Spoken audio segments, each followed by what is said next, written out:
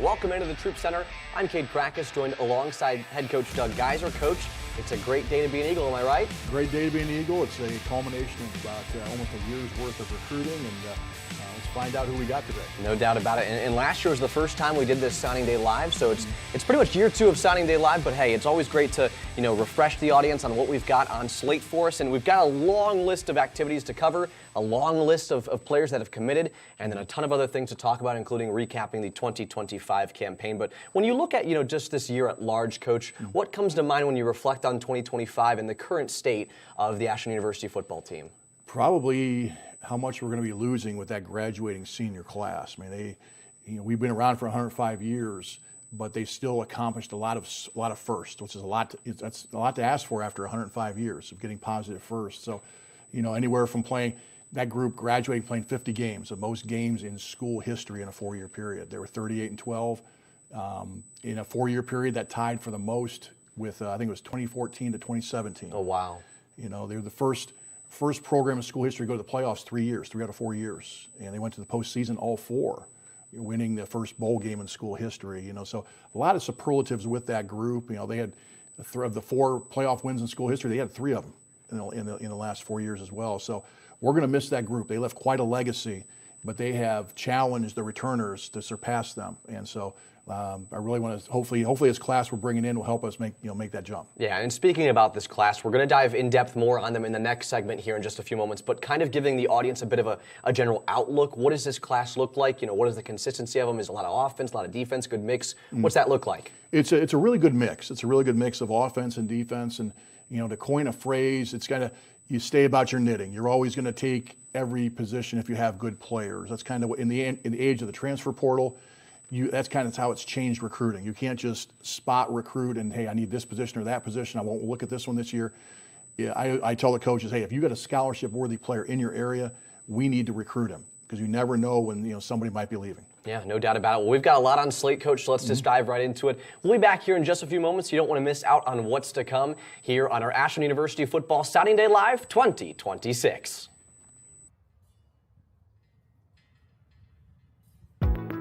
The Collegian is a student-run campus newspaper offering important headlines in and around Ashland University. The Collegian offers students hands-on experience in the field of journalism. Between news, sports, and features, the Collegian has you covered. You can read online at ashland-collegian.com.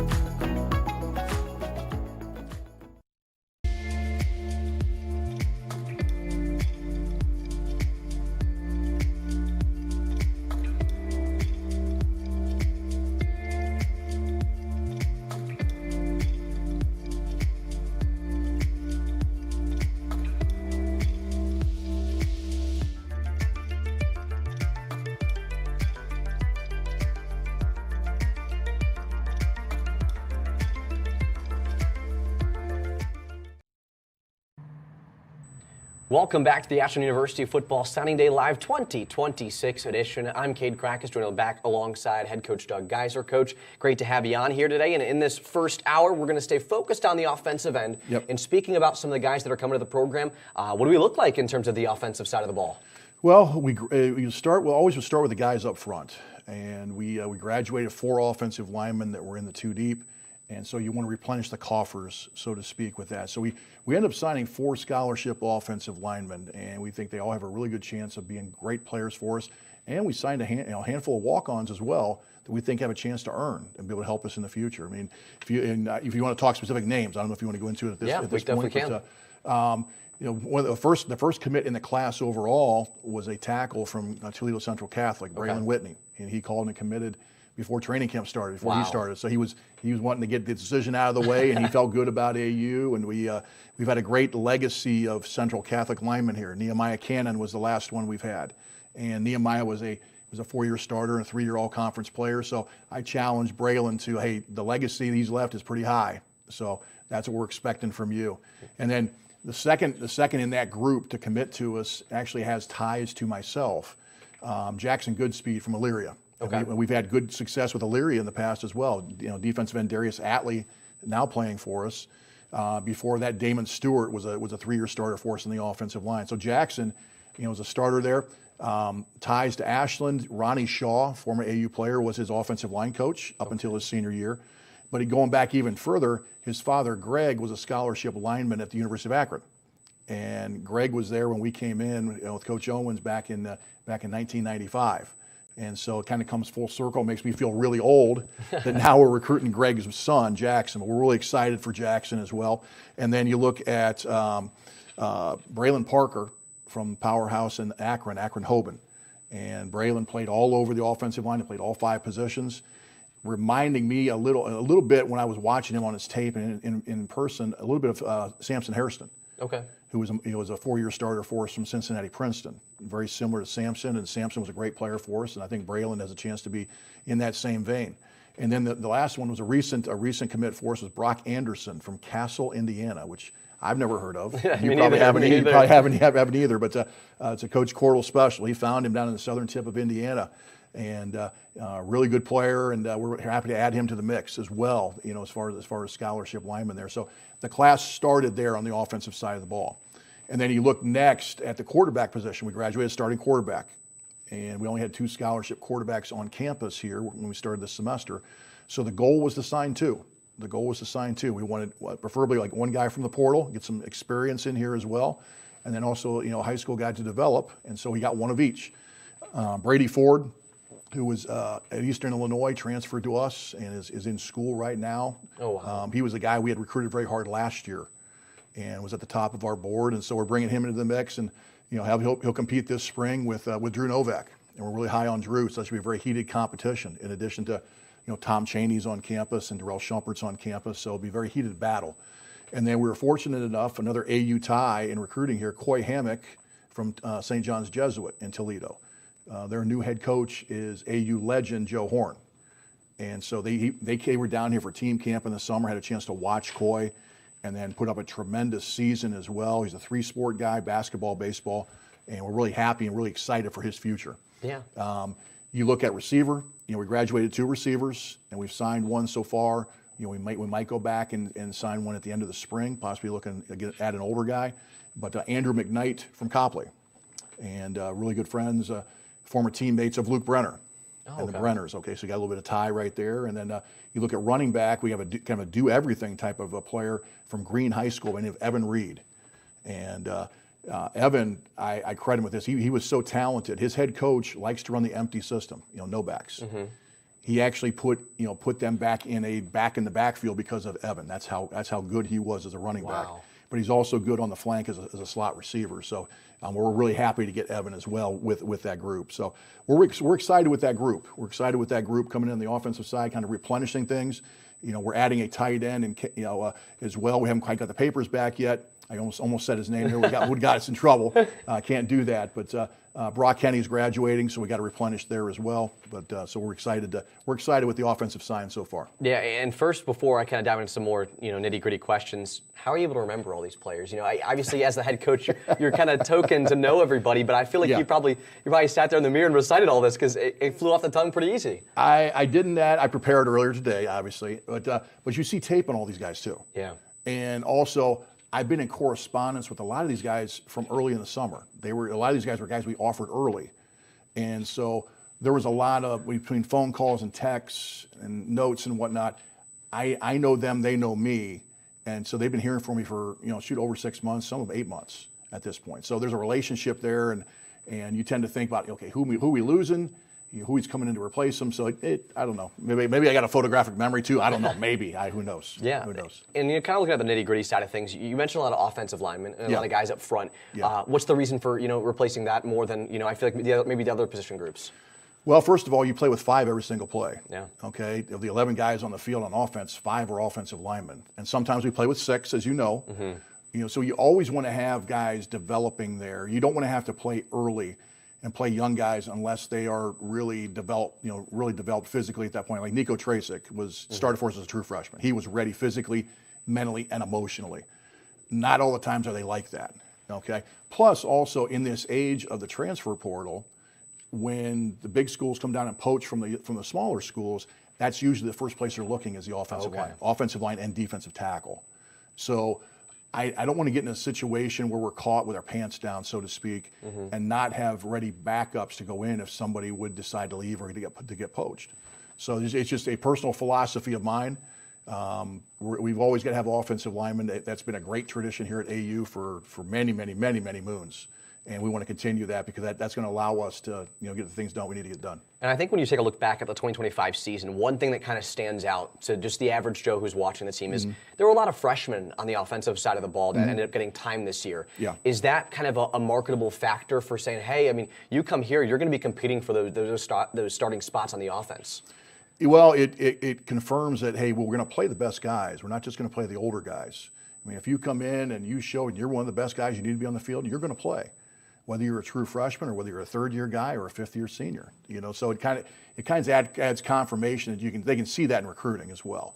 And so you look at the skilled side there. We have a lot of receivers coming back. That's why we only took one scholarship so far. Okay, we've got 3 tight ends coming back, that played a little bit last year, and Johnny Merriman played a lot. And he's going to be on the show later today.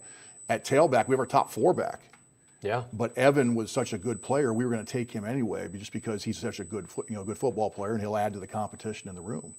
So on the offensive side, it was kind of okay. Hey, we definitely have some needs to fill, but we're also going to recruit good players when we see them. Yeah, and I'd be remiss if we don't talk about the quarterback position, which is something that we talked about a lot last spring together, Coach. Yeah. When you look at the quarterback position, I think there's a lot. You're seeing more and more mobile quarterbacks. You're seeing guys who can extend plays. Is that something that you here at Ashland are looking at, or what's kind of your token characteristics for some of the quarterbacks and what's shown in the class here?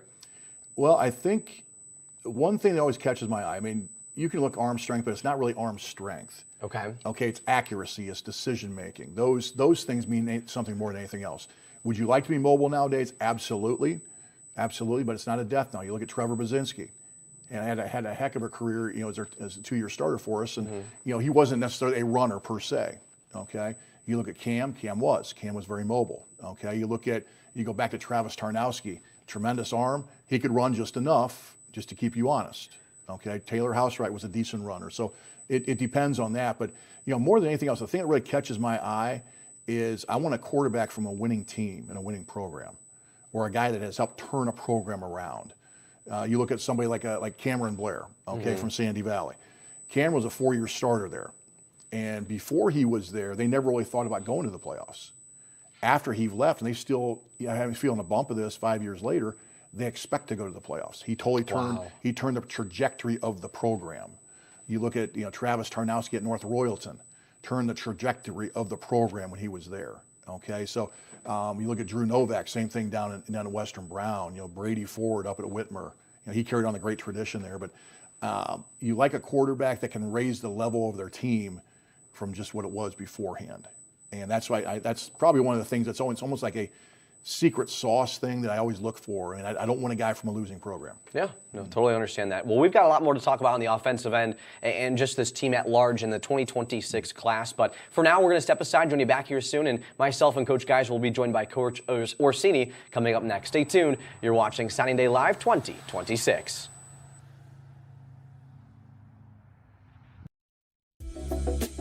AUTV is Ashland University's award-winning TV station. Being a part of the Journalism and Digital Media Department, AUTV can guarantee students' growth by giving them hands-on experience with studio, remote, or digital content. Take a look at our program today by visiting youtube.com/@AshlandJDM.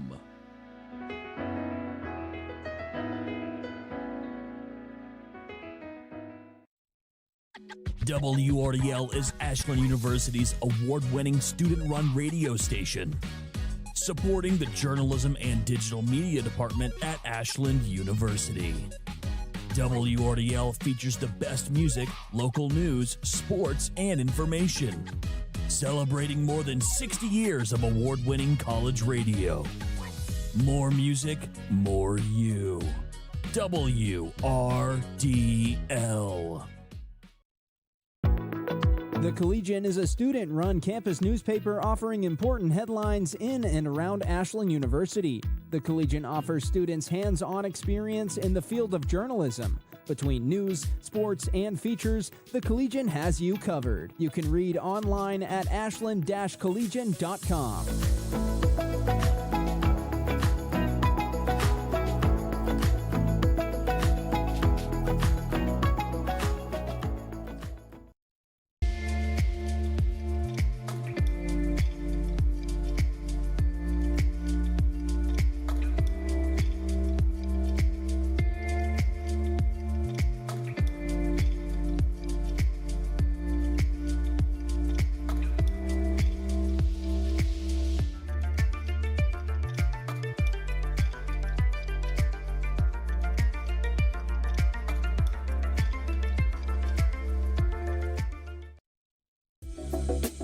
AUTV is Ashland University's award-winning TV station. Being a part of the Journalism and Digital Media Department, AUTV can guarantee students' growth by giving them hands-on experience with studio, remote, or digital content.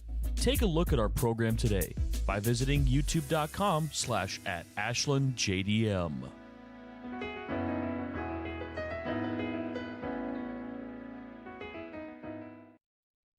WRDL is Ashland University's award-winning student-run radio station, supporting the Journalism and Digital Media Department at Ashland University.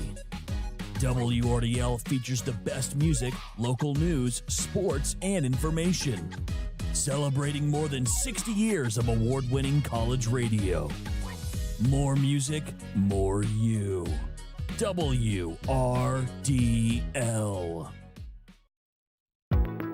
The Collegian is a student-run campus newspaper offering important headlines in and around Ashland University. The Collegian offers students hands-on experience in the field of journalism. Between news, sports, and features, the Collegian has you covered. You can read online at ashland-collegian.com.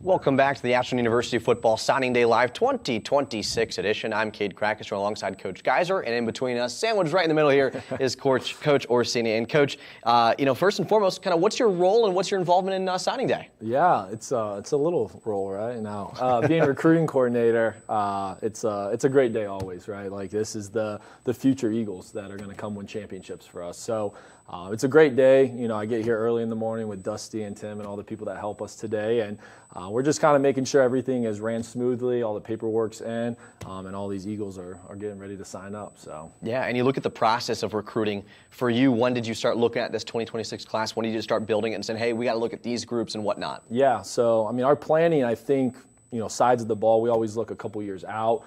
Just to have a plan, while we go out and recruiting. And really, the classes start really right after we get done with signing day here. I mean, you start to look at some of the big high schools and the high schools that win a lot of games, as Coach Geiser was talking about. Like, you want to always target those guys first. And then really in the springtime, after spring ball's over in May, is really when we get out and we can see guys move around in person with these workouts high schools have nowadays. And really your first chance to get into high schools and sit down and really start trying to build a relationship with these players, which are juniors. And then, as they progress to their senior year throughout the summer, you get out, see them through camps. And then really once summer's over, the camp cycle's done, then it starts to move into the season. And then we kind of just watch them during the season, get them on visits for our home games. And then really after that, it's just kind of finishing up with official visits in the wintertime and leads us into signing day right here. So of course. Quite a process. Yeah, no doubt. And Coach Geiser, how do you make sure, such an important thing like recruiting, how do you make sure Coach Orsini is, on top of the ball and everything? Well, first of all, I trust him. He's done a great job through the years for us, and he's earned that right. He's earned that trust. And Dom's a very organized guy, very prepared guy, and we will spend time together as well. Just kind of talking over what our needs are. You get input from the two coordinators, Coach Rose and Coach Stacy, and you just kind of look at it and you got to make some decisions. Hey, we're losing X number of guys here, X number of guys there. We need to make sure we replenish the coffers here. And oh, by the way, as we talked in the first segment, the way the portal has changed the whole landscape now is if there's a scholarship player in your recruiting area, we got to recruit him. Even though we might have two starters coming back, you never know what's going to happen. So we find money. We find money for them. Yeah, no doubt. And Coach Orsini, taking a look more deeply at signing day itself, Yeah. There's a lot of logistical things behind the scenes that go on, and trying to follow the rules and making sure that guys are appropriately told, hey, you're here, or hey, you're not here, and so on and so forth. How do you, as a person, try to make sure that you got everything and all your ducks in a row? Yeah, just a lot of help. A lot of help first and foremost. We got Tim Johnson, our compliance officer. He's here making sure all the paperwork is done right. That way we can legally announce these guys every signing day. We got a sports information guy, Dusty Sloan, who's in here. And he really communicates with our graphics people so we can get them up on social media and really get the word out about which Eagles are here. And then really, to be honest, once they kind of went away with the letter of intents, it's made it a lot easier. There's really 2 pieces of paper that they fill out, they send back to me, and we hit the ground running with it. So a lot of help makes it very easy. And we always kind of like to spotlight, how signing days changed over time. You think that's the biggest thing, the letter of intent? Yeah, I would say so. Like, you always had the national letter of intent, which was a little bit more detailed oriented and had hoops to jump through sometimes. But once the NCAA went away with that, it's created a lot simpler day for us for signing day, which has been great. And Coach Geiser, I forgot to ask too. I know last year we had kind of a big hiccup. There was financial things going on that where it caused signing day to be a little bit all out of whack. Was that here this year, or was that gone, or what's kind of look like this year? If I remember, that was probably the FAFSA. We didn't get the FAFSA. It was that, yes, that's the what it was. government's fault. What's new? They were redoing the FAFSA, and so we didn't have an official document on which to, base our financial packages. Yeah. Because in Division II, you're usually not talking in full ride athletic scholarships. You're talking partials, and then you stack money with academics and then need-based money. So last year, we're kind of totally in the dark as far as the need-based money. And that's a big portion of it when you're looking at the cost of a private school. So that hiccup was not there this year, and which made the process go a lot smoother. And we're very grateful for that. Yeah, and speaking on the process a little bit more here, Coach Orsini, you look at that morning of when you wake up, and obviously you're waiting to see, okay, who's coming here, who's not, and whatnot. Do you kind of know in advance, at least in your head somewhat, like, okay, these guys are going to come, these guys are probably likely going to, and what's that feeling like for you? Well, finally, when they say, yeah, I'm coming to Ashland, what's that like? Yeah, I would say through the whole month of January, we start to get a good feel of each recruit, and it's really dependent on their visit. If they visit early in January, you probably know by mid-January if you got a shot or not. And that makes sense. And it's really not until signing day when they sign those papers and get them over, you can finally take that deep breath, like, hey, we got them. Because you never know how it is with signing days. Like you've heard the horror stories of guys flipping a couple days before signing day and things like that. So, we got a big slogan here, like keep recruiting them. Just because they commit in mid-January doesn't mean that some FCS school, FBS school is trying to come in late and grab them. So you got to continuously recruit these guys really nowadays until fall camp, because people can jump all over the place, which makes it a little bit harder. Yeah, and I don't think I asked this last year, but I'm always very curious. You think about guys coming to Ashland, Ohio. Yeah. And a lot of people don't know what Ashland, Ohio is. And especially when you say Ashland University initially, they'll know maybe some small things here or there, but they don't know where really even Ashland is. Yeah. Is that something that comes up in the recruitment process? At first, I would say, like, when you go see them as juniors in the spring, as we were talking about, you're like, have you ever heard about Ashland? Ever been? They're like, no, like, we've heard about you. And their coaches are like, oh, it's always one of the best D2 programs in the nation.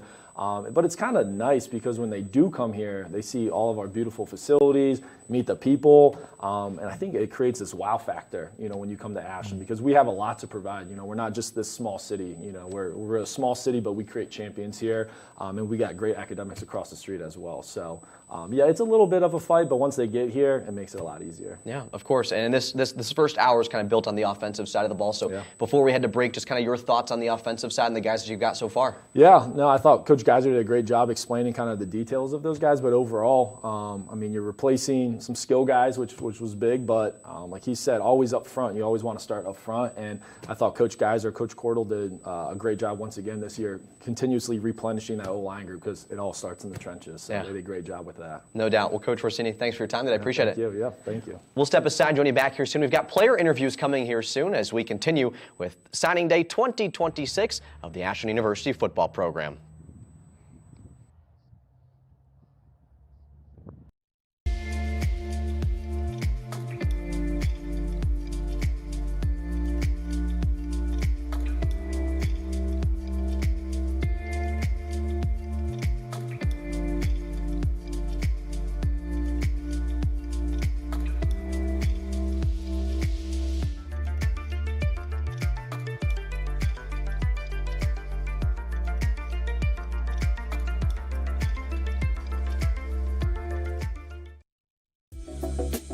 AUTV is Ashland University's award-winning TV station.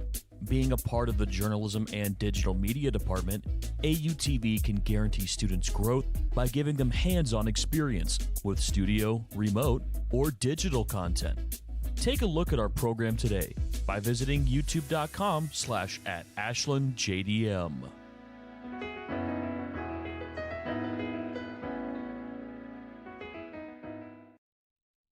WRDL is Ashland University's award-winning student-run radio station, supporting the Journalism and Digital Media Department at Ashland University. WRDL features the best music, local news, sports, and information, celebrating more than 60 years of award-winning college radio. More music, more you. WRDL. The Collegian is a student-run campus newspaper offering important headlines in and around Ashland University. The Collegian offers students hands-on experience in the field of journalism. Between news, sports, and features, the Collegian has you covered. You can read online at ashland-collegian.com.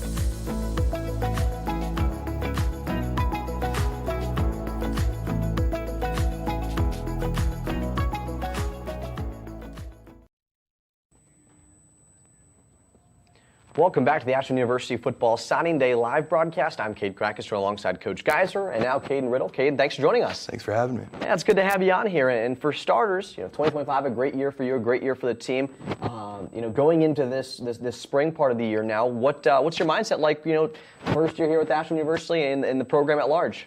Yeah, we're just trying to get better right now. The guys are working hard. We lost two really good starters up front, two multiple all-conference type guys, and Nick Walker and Ethan. So guys like me and Justin and Nico are trying to get some guys ready to play ball this year. So we've been working hard, and it's been good. Yeah, and Coach Geiser, obviously, Caden playing a big role for this team this past year. How have you liked his development, his improvement, his growth over time? It's been really neat to see. That's one of the reasons I'm in coaching is you watch guys come in 17, 18, 19 years old and, kind of a little up behind the ears thinking they know everything, and they realize they don't. But they end up figuring it out and seeing guys mature and become confident in themselves. And Caden's put himself in a position here. I mean, he's gonna end up being an all-conference player plus for us. Just from seeing his trajectory, I like the way he's working. And as we talked here in the off season at the beginning, I challenged him to become a leader in that group now. With Ethan and Nick leaving, those three guys coming back, I have to step up. It's their group. It's their legacy now. So. That's the challenge, and the gauntlet's been laid down to him, and I have full confidence he'll definitely pick up that ball and run with it. And Caden, it's signing day. So, what was your signing day like? Obviously, you look at this one, and you get to kind of lay back and kind of watch everything happen. What was yours like? Yeah, it was good. Coming from Clear Fork, we don't really send a lot of athletes out to play college ball, so it was just me and there was another soccer player. Oh, wow. It was good. Got all my buddies there, and, yeah, it was a great day. Obviously, it's always good when you signed for the next 4 years, and it's a big part of your life. And yeah, I remembered it was great. And, yeah. And Coach Geiser, you look at Caden's time and being able to sign with the team. When you found out Caden was going to join the boys here, what was that like for you? It was a happy evening. I know that. I don't know if you still remember that conversation. Yeah. We're actually watching the national championship game. Oh, wow. And, I think we talked at halftime, as a matter of fact, and made it official at that point. So it was a great evening for the Eagles. As we're watching, I believe the Georgia Bulldogs won the game. Yep. But more importantly, Eagles got Caden Riddle. Keeping a local guy home that is going to have a chance to help us win a whole bunch of football games. Yeah, and the nice thing too, coming into this class this year for 2026, Caden, there's a lot of local guys, and they might be curious, what that experience is going to be like being local and attending a local university like Ashland. For you, what's that experience been like, and is there any kind of advice you got for them, staying local? Yeah, for me personally, it was great. Some people don't know this. I was born in Ashland. Okay. So my mom went to local Crestview High School. My dad taught with Coach Sockman and coached with Coach Sockman at Ashland High School. Wow. And so it was good just being local. It was a pretty easy move for me to come to Ashland University. So yeah, it was good. And I've got to ask kind of the obvious question too as well. You think of going to university, going to college, and a lot of people say, get away from home, go out there and experience the world, go all the way to the West Coast or go wherever it is. What made you decide, I want to stay local, I want to keep the roots here? For me, it was just more comfortable. I didn't really want to go all the way to the West Coast, honestly. But yeah, it's just more comfortable. Go home when I want. My parents love to come see me all the time, so that's good. And just knowing people that came to Ashland as well, that was a comfortable piece for me. Yeah, and Coach Geiser, I think, is that ever a conversation that comes up? Guys that are local, they might be wary about staying local. Is that a thing? It is a thing, and when you're in the recruiting process, you need to find out those factors that are probably the most important for that person. And there are some that they don't want to stay local; they want to go away. That's what college is for them. That's what it was for me. Okay. That's what it was for me, growing up. But you got to find out whatever that it thing is, But the bottom line is this: if we have a guy that's local that we think have a chance to help us win championships, we want to try to do everything we can to keep him here and make him an Eagle. We want to take care of that home base first, and that didn't start with me. That didn't start with Coach Owens. I mean, it went past Gary Keller and Fred Martinelli. I mean, that's always been a thing here at Ashland, is the community, and trying to keep the community involved with that. Yeah, and Caden, any advice for the incoming class? Anything you want to give out to them? Just get them ready for what it is like to be an Eagle? Yeah, I mean, obviously you leave your high school, you're the top guy. You think you know it all, you're going to get here and you're going to find out pretty soon that you're back at the bottom of the totem pole. So just come in with an open mindset, and obviously if you work hard enough, we've seen freshmen get to play, and that's obviously an opportunity you're going to get here. So yeah, just come in with an open mindset and be ready to work. Well, Caden, thanks for your time today. I appreciate you joining us. Thank you. Yeah, we'll step aside, join you back here soon. We've got one more player interview just around the bend. Make sure to stay tuned. You're watching Ashland University Signing Day Live 2026.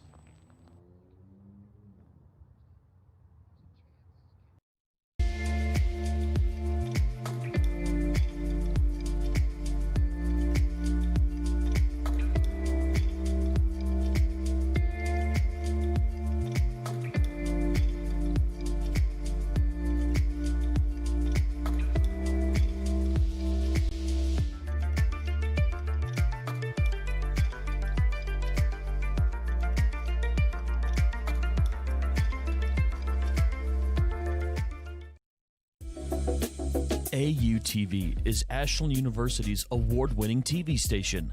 Being a part of the Journalism and Digital Media Department, AUTV can guarantee students' growth by giving them hands-on experience with studio, remote, or digital content. Take a look at our program today by visiting youtube.com/@AshlandJDM.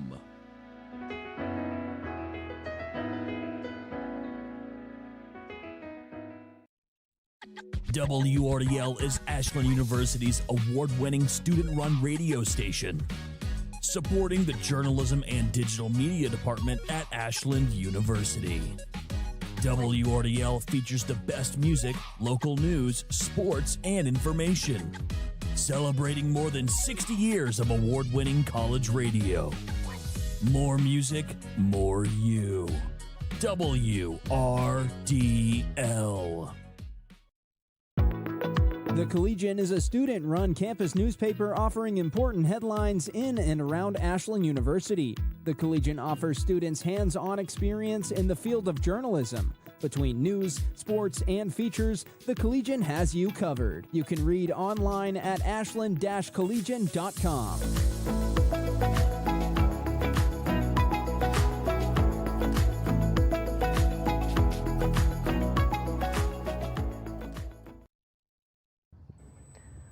Welcome back to Ashland University Football Signing Day Live 2026. I'm Cade Krakenstrom alongside Coach Geiser, and now John Meremy joined us in between us. So, John, thanks for joining us. Of course. Thank you for having me. Yeah, it's good to have you on. And first and foremost, signing day, reflecting on your signing day when it happened back. What was that like for you?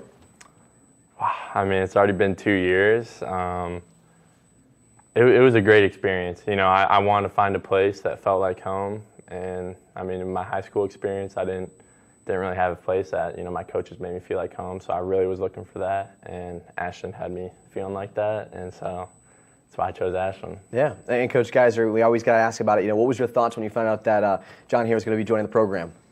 Believe it or not, I was doing handstands down the upper hallway here in the Troop Center. Probably not. I probably would have hurt myself, put myself in traction. But oh, I thought you were serious. No. I was like, you're doing a handstand. Let's see that right now. No, we're not going to go there at this point. But I was really excited. John brings a dimension at the tight end room we haven't had in a number of years, and so we're excited to kind of see him get a player of his caliber and be able to expand, what we're asking that guy to do, and he has not disappointed. Yeah, and coming from Cleveland too, John, I mean, obviously it's not that far of a drive at all. I'm up from Avon Lake, funny enough, so kind of in that same realm of, the Strongsville area and whatnot. And for you, coming to Ashland, it's not terribly far away, but I've always thought it's kind of that perfect distance. Is that kind of what you think as well? Yeah, I mean, my parents love it. They tell me all the time, like, my one brother went to Miami, so that was like 4.5 hours drive, so it's still a far drive, but I mean, still you're far enough away from home, but you can still come back to home if you need to. Yeah, so. and you look at your time here as an Eagle and advancing through here into the second year, and for you to watch yourself grow and develop, what tools has Ashland given you to have that happen? Yeah, so I mean, coming out of high school, I was a wide receiver, so I didn't play tight end. Okay. I knew I needed to grow. I mean, Coach Geiser knew that as well. They recruited me here, and when I came in here, they gave me all the tools I needed. They let me come in here and kind of be myself, but they guided me. Coach Geiser guided me. He gave me the tools that I needed to use to transform me into a tight end. And so I'm extremely grateful for that. And I want to play football. That's all I want to do, and he allowed me to come here and play football. So yeah, and you look at 2025, your involvement obviously stepped up, tenfold this year, and you're able to kind of really get yourself more involved offensively.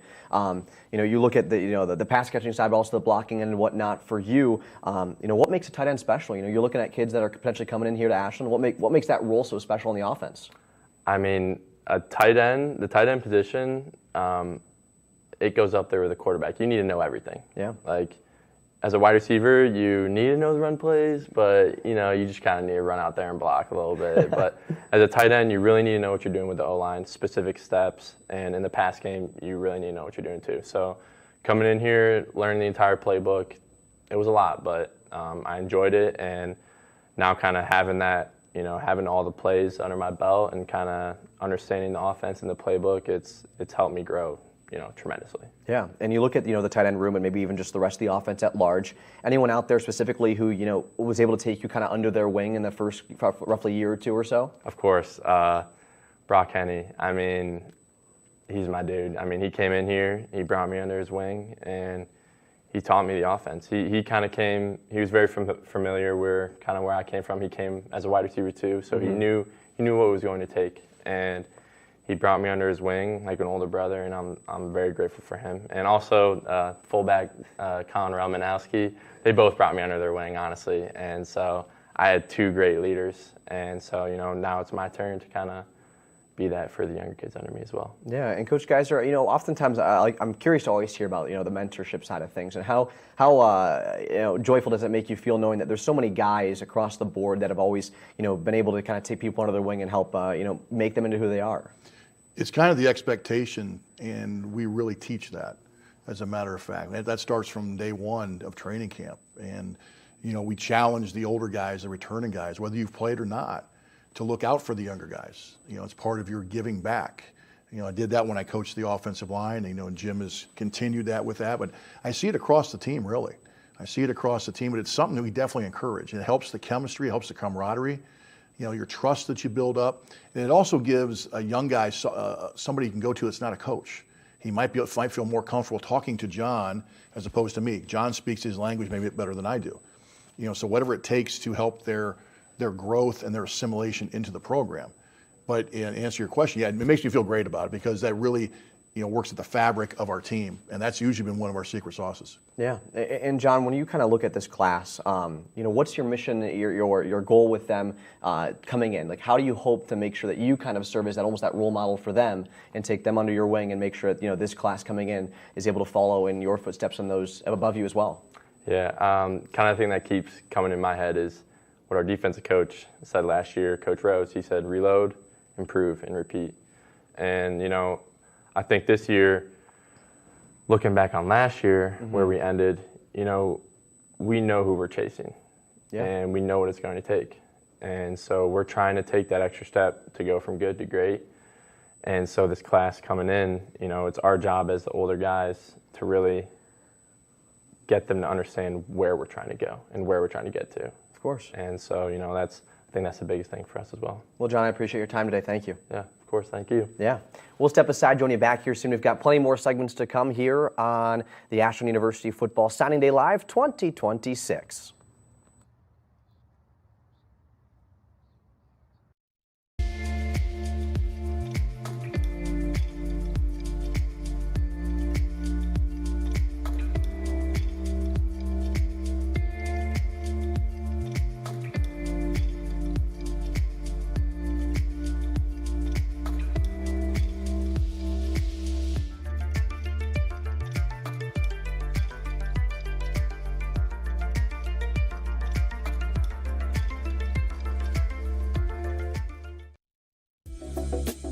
AUTV is Ashland University's award-winning TV station. Being a part of the Journalism and Digital Media Department, AUTV can guarantee students growth by giving them hands-on experience with studio, remote, or digital content. Take a look at our program today by visiting youtube.com/@AshlandJDM.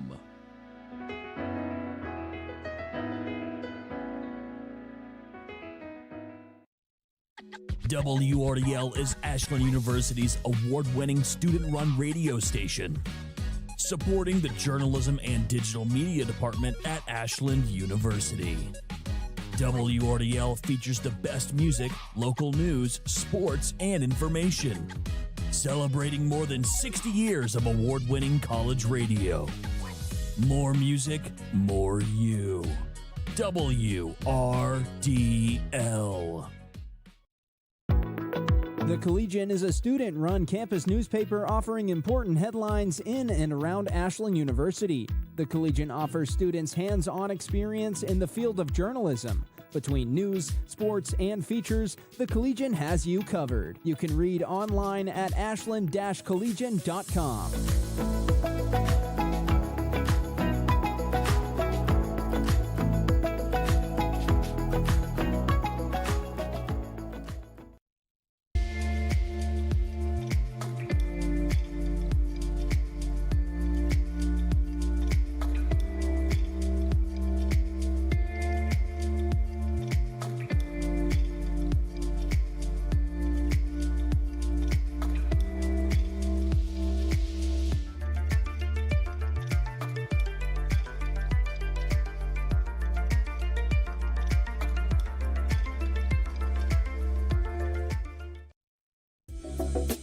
AUTV is Ashland University's award-winning TV station.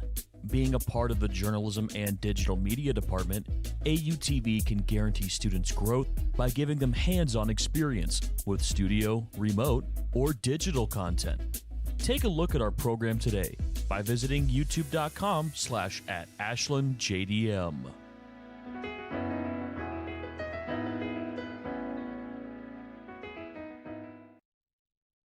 WRDL is Ashland University's award-winning student-run radio station, supporting the Journalism and Digital Media Department at Ashland University. WRDL features the best music, local news, sports, and information, celebrating more than 60 years of award-winning college radio. More music, more you. WRDL. The Collegian is a student-run campus newspaper offering important headlines in and around Ashland University. The Collegian offers students hands-on experience in the field of journalism. Between news, sports, and features, the Collegian has you covered. You can read online at ashland-collegian.com.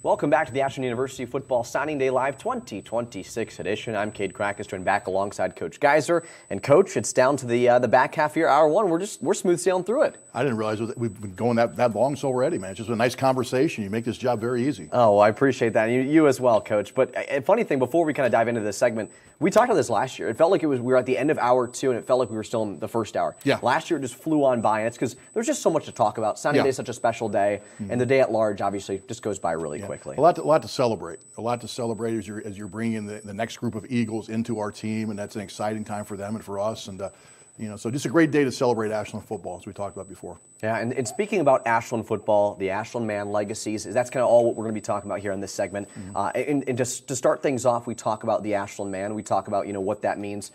In your words, someone who said it a lot, what is the Ashland man? The Ashland man, it's going to come off as a recruiting shtick or a spiel, but really the Ashland man is our mission statement here at AU and with the football program. And an Ashland man is somebody who pursues excellence in every aspect of their life. And they pursue it rigorously, they pursue it relentlessly. And those are the guys that come through our program. And we're looking to develop those guys. And so being on the lookout, there's a certain kind of a blueprint we look for, but there's a lot of guys that have come through and have been great Ashland men. Yeah, and you look at that and you think of legacies. I mean, that's a perfect example of an Ashland man, is someone who is either the son or the relative or whatever it is of someone who played here at Ashland University or went to Ashland University. How does that happen? How do kids want to say I want to go play where my dad did or someone in my family did?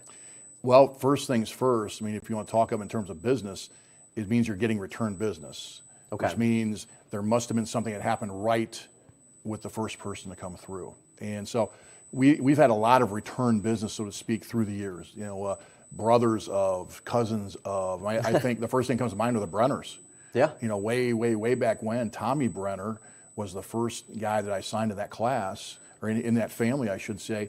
And 22 years later, Luke is the 9th member of that family. I did not know it was the 9th. Yeah, that's crazy. He is the 9th member. Whether it's first cousins, stepbrothers, whatever the case might be, he's the 9th member of the family, and that makes me feel good.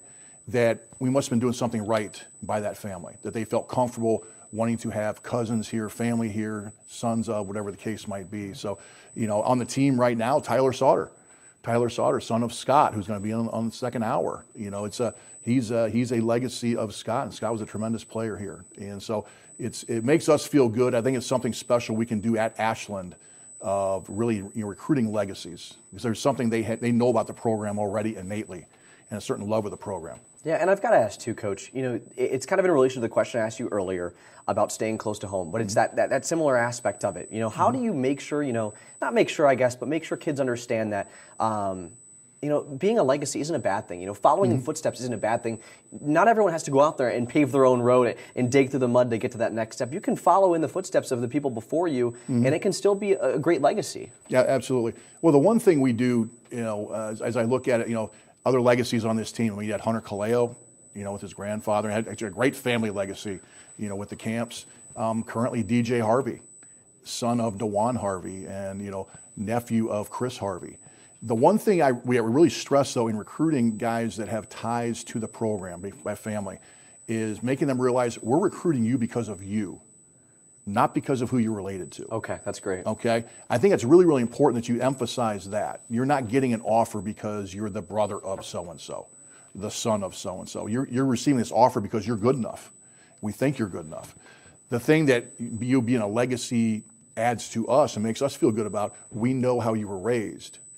We know the stock you're coming from. There's peace of mind in us that we know what you stand for, and that you fit the mold of what we're looking for. So that's kind of where the legacy portion comes into play for us there.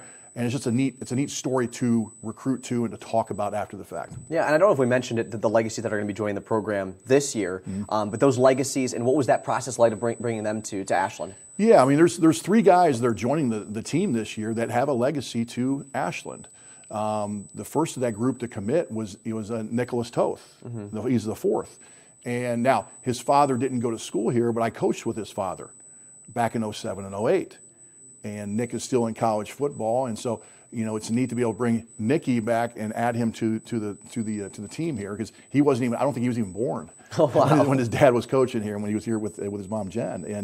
And then the other 2 legacies, we have Jack Lincecum from Philo. His father, Dirk, was a tremendous defensive player here. I believe he's a linebacker, if I remember correctly. Okay. And then Gunnar Lacey, right here from Ashland, his father, Kevin, was a tremendous defensive lineman here. And so Kevin's going to be on the show in that second hour with Scott, talking about their experiences at AU. Yeah, should be great, and we've got a lot more scheduled here today. But, speaking of the legacies in the Ashland man, obviously a great story, and that is what Ashland University is all about. We'll step aside, join you back here soon. Our next segment will be breaking down 2025 and then previewing what's to come. Make sure to stay tuned. You're watching Ashland University Football Signing Day Live 2026.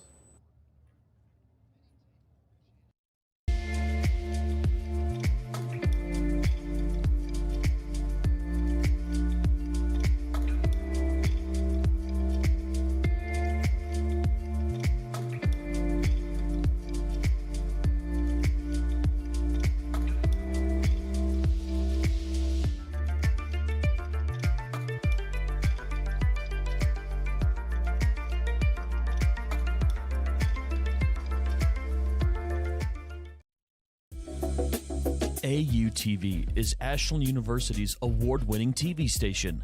Being a part of the Journalism and Digital Media Department, AUTV can guarantee students' growth by giving them hands-on experience with studio, remote, or digital content. Take a look at our program today by visiting youtube.com/@AshlandJDM.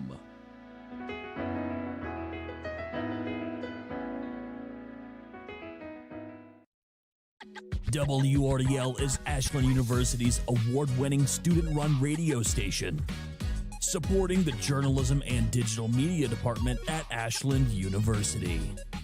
WRDL features the best music, local news, sports, and information, celebrating more than 60 years of award-winning college radio. More music, more you. WRDL.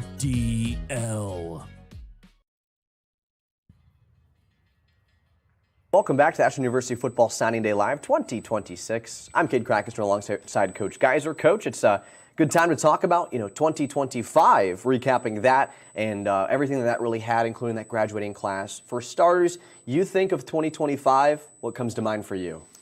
I think of another conference championship. I think of another playoff win, get a chance to host and play one more game than we were actually planning to at Jack Miller Stadium. And I think of a class that had set quite a legacy before they graduated. Yeah, and there was just a lot of things that happened in 2025, and I mean, it was just a great year at large. I mean, there was so many things happened, so many things went well, and a major thing too is obviously taking back that traveling trophy, something that was big early in the season, and then just really kind of finding ways to win throughout the year. That was the big thing. It was a neat dynamic, and I've been a part of it a handful of times here at AU, where when you took the field every Saturday, there was kind of a collective thought of, okay, what do we need to do today to win the game? Do we need to block a punt? Do we need to block a kick? Do we need to convert this third down? Do we need to stop? Whatever that was, that collective, team together was able to get that done. And a lot of people stepped up. We had a number of injuries. A lot of people stepped up with a next man up philosophy, and it was a true embodiment of the team here at AU. I think something else that stood out this year, too, is obviously you guys had a lot of team accolades, a lot of great things that happened, too, but there were a lot of individual ones that showed themselves through, obviously, that team play that worked so well. Obviously, Manaki Watanabe is a perfect example. A player who wouldn't have been able to get in the positions he got in without the team, but then when he got put in those positions, he made it happen. Mike Shimmick off the defensive line, he was incredible, but wouldn't have been able to done if the tackles and his opposite of him, Elisha Baldridge, didn't have a great year as well. I mean, that really embodies, though, what Ashland's about is, you're going to be helped out by the guys alongside you if you help them. And that's why it is probably the best team sport. You can't do it by yourself. I mean, Mike Shimmick led all divisions in NCAA in sacks, but that was only 17.5 out of 50. Wow. And he needed rush from the inside. He needed attention on Elisha. Just like Elisha needed attention on Mike. Those linebackers. Oh, by the way, your coverage personnel. You need to be able to cover guys, or else you get the ball out quick. So it was. We ran into an injury situation at tight end. All of a sudden, we have a sixth offensive lineman come in. And Andrew Bowden did a tremendous job. We played 4 tailbacks, and all had their own niche and all contributed in a great way. To help us win. You had a fifth-year senior quarterback step in and take charge. A guy who waited his turn. And oh, by the way, he came in for only the 6th time in school history and led a team to 10 wins. Wow. So it was guys stepping up all over the place and rooting each other on, and seeing guys get excited when their teammates got opportunities and achieved. It's a neat dynamic to be a part of. And the root of all that too is culture. And I think a group that really embodied that culture was your senior class. We've talked about them tremendously throughout the year. We've highlighted them almost. It feels like a ton, but it's still too little for how much they've done to this program. And for you, obviously they're going to be missed heavily. And what a year they had. Yeah, and a special tie for me because they would have known me as an assistant and not just as a head coach. So I recruited a number of those players individually. I recruited Ethan Enders since his freshman year in high school. And so, we were joking during the season, I've known him for almost a third of his life, And to see a dynamic like that, but to think of the things they accomplished. I mean, they played the most games in a 4-year period in AU history, 50. They won 38 games, okay? They were the first class to come through to win 9+ games every single year of their career. Go to the playoffs 3 out of 4. So, win the first road playoff game, the worst bowl game in school history. It's you can go on and on and on. The standard they set in the classroom. They got us started on having over a 3.0 GPA as a team. They started that. And so, it was a neat dynamic. It's neat to see that group grow up. But as after we mentioned all those accolades at the banquet, I also concluded it by saying this, and I challenged the returners, that this group wants you to go beyond the standard that they've set. They want you to go. I mean, Ashland has always been good. Let's try to find a way to become great. And that's the challenge that they have set up for you. And it's a challenge for the returners coming back and the newcomers joining our program. And obviously, too, you want to set that standard. Do you believe at all, though, that this class was, how do you say, an outlier maybe? Like this was a class that, it separated itself from others across the nation at large? I mean, was this class not I'm not going to say your favorite of the past, however many years you've been here at AU, but is this class one that definitely, when you think of, special ones, this one comes to mind? Yeah, they're all special to me anyway. It's like asking somebody to rank, which of your children do you like the best? Yeah. I would say it's a group that built upon the foundation set by those classes before them. Yeah. And maybe start taking that next step. But they wouldn't be in a position to take that next step if those classes before them hadn't laid that foundation. Exactly. If that makes sense. Sure. So we always challenge the guys here to stand on the shoulders of those who come before you. You go down the Hall of Champions on the first floor and you see the greatness has been here individually and as a team. It doesn't give us any extra points on game day. It does not. But it does give you comfort that if you follow the plan and you buy in and you work, it has been done here before and it can be done here again. So that peace of mind of just having that portion of it, it was definitely seeing that culmination of all those years of Ashland football coming together. I think this senior class helped put that together. Yeah, and now we're head first right here into hour number 2 on Signing Day Live. So crazy. First hour flew on by, but we're now here into hour 2. Yep. And shifting gears, going back to signing day at large, we look at what today has been like for you. And I didn't ask you in hour number 1, but for you, what was the schedule? What time did you wake up? What time did you go to bed last night? How did everything go about today to get you to where we are sitting now here at 4 o'clock? You know what? I actually got out here early for a night before signing day. I got here about 10:45. Okay. Woke up this morning right about 6:30.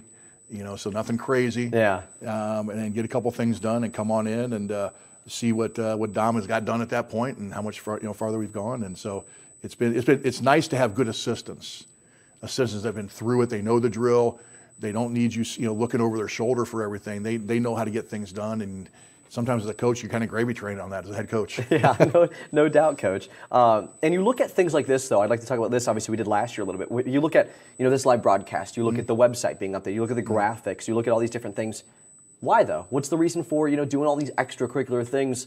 Is it to make the athletes feel better and make them feel more at home? Is it to really show off the program? What's the mindset going into all that? Well, first of all, you do it for a couple different reasons. You do it for the alums, the friends of the program, the boosters that want to know about something they've been a part of. Yeah. Okay. They have a vested interest in AU football.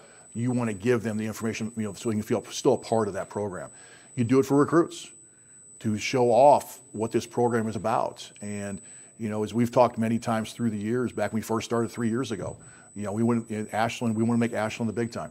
Yeah. And this is the place to be, and this is the way to show that you can get all those experiences and all those things accomplished at AU, just like you would at any other school. Yeah, and if anyone's just tuning in right now, obviously we're here on signing day. We're talking about the recruits. In hour number 1, you can go back and watch it. We talked about the offensive side of the ball. Now shifting to kind of the defensive side of things. You look at this defensive group. Before we get more in depth here in a couple of minutes here on the next segment, a general, understanding of what this defensive group is. What's that looking like for the audience out there? Well, the first thing you're going to look at is you got to replace some really, really good football players. And I don't know if you replace a Mike Shimmick. Yeah. Okay. He had a season for the ages. Maybe only topped by Bill Royce. Yeah. Here in the annals of Ashland football. So, but you find do you have people in line to be cultivated to become another really good defensive end? In the back end, we graduated some really good players. Riley Weiss and Izzy Vasquez, a DJ Butler, and Jelon Jackson. Do you have guys ready to step up into those roles? So you got to keep about your knitting and keep bringing in good players, continue to develop good players. So we'll get a chance to talk in the second hour here about some of those players coming in that we're going to add to the coffers and hopefully develop into the next batch of great players at AU. Yeah, should be great. Well, make sure to stay tuned to all of hour number 2. We've got a lot of things to come. Make sure to stay tuned. You're watching Ashland University Football Signing Day Live 2026.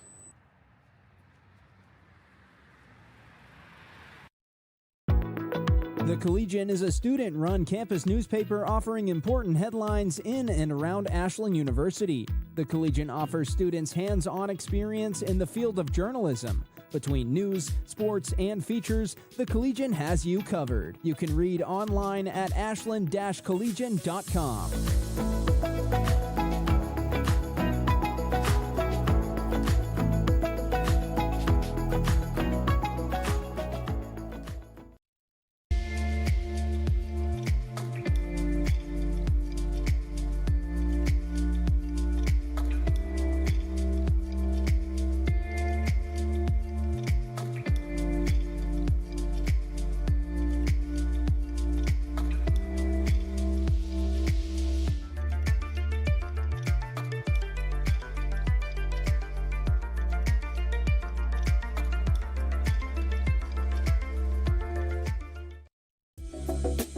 AUTV is Ashland University's award-winning TV station.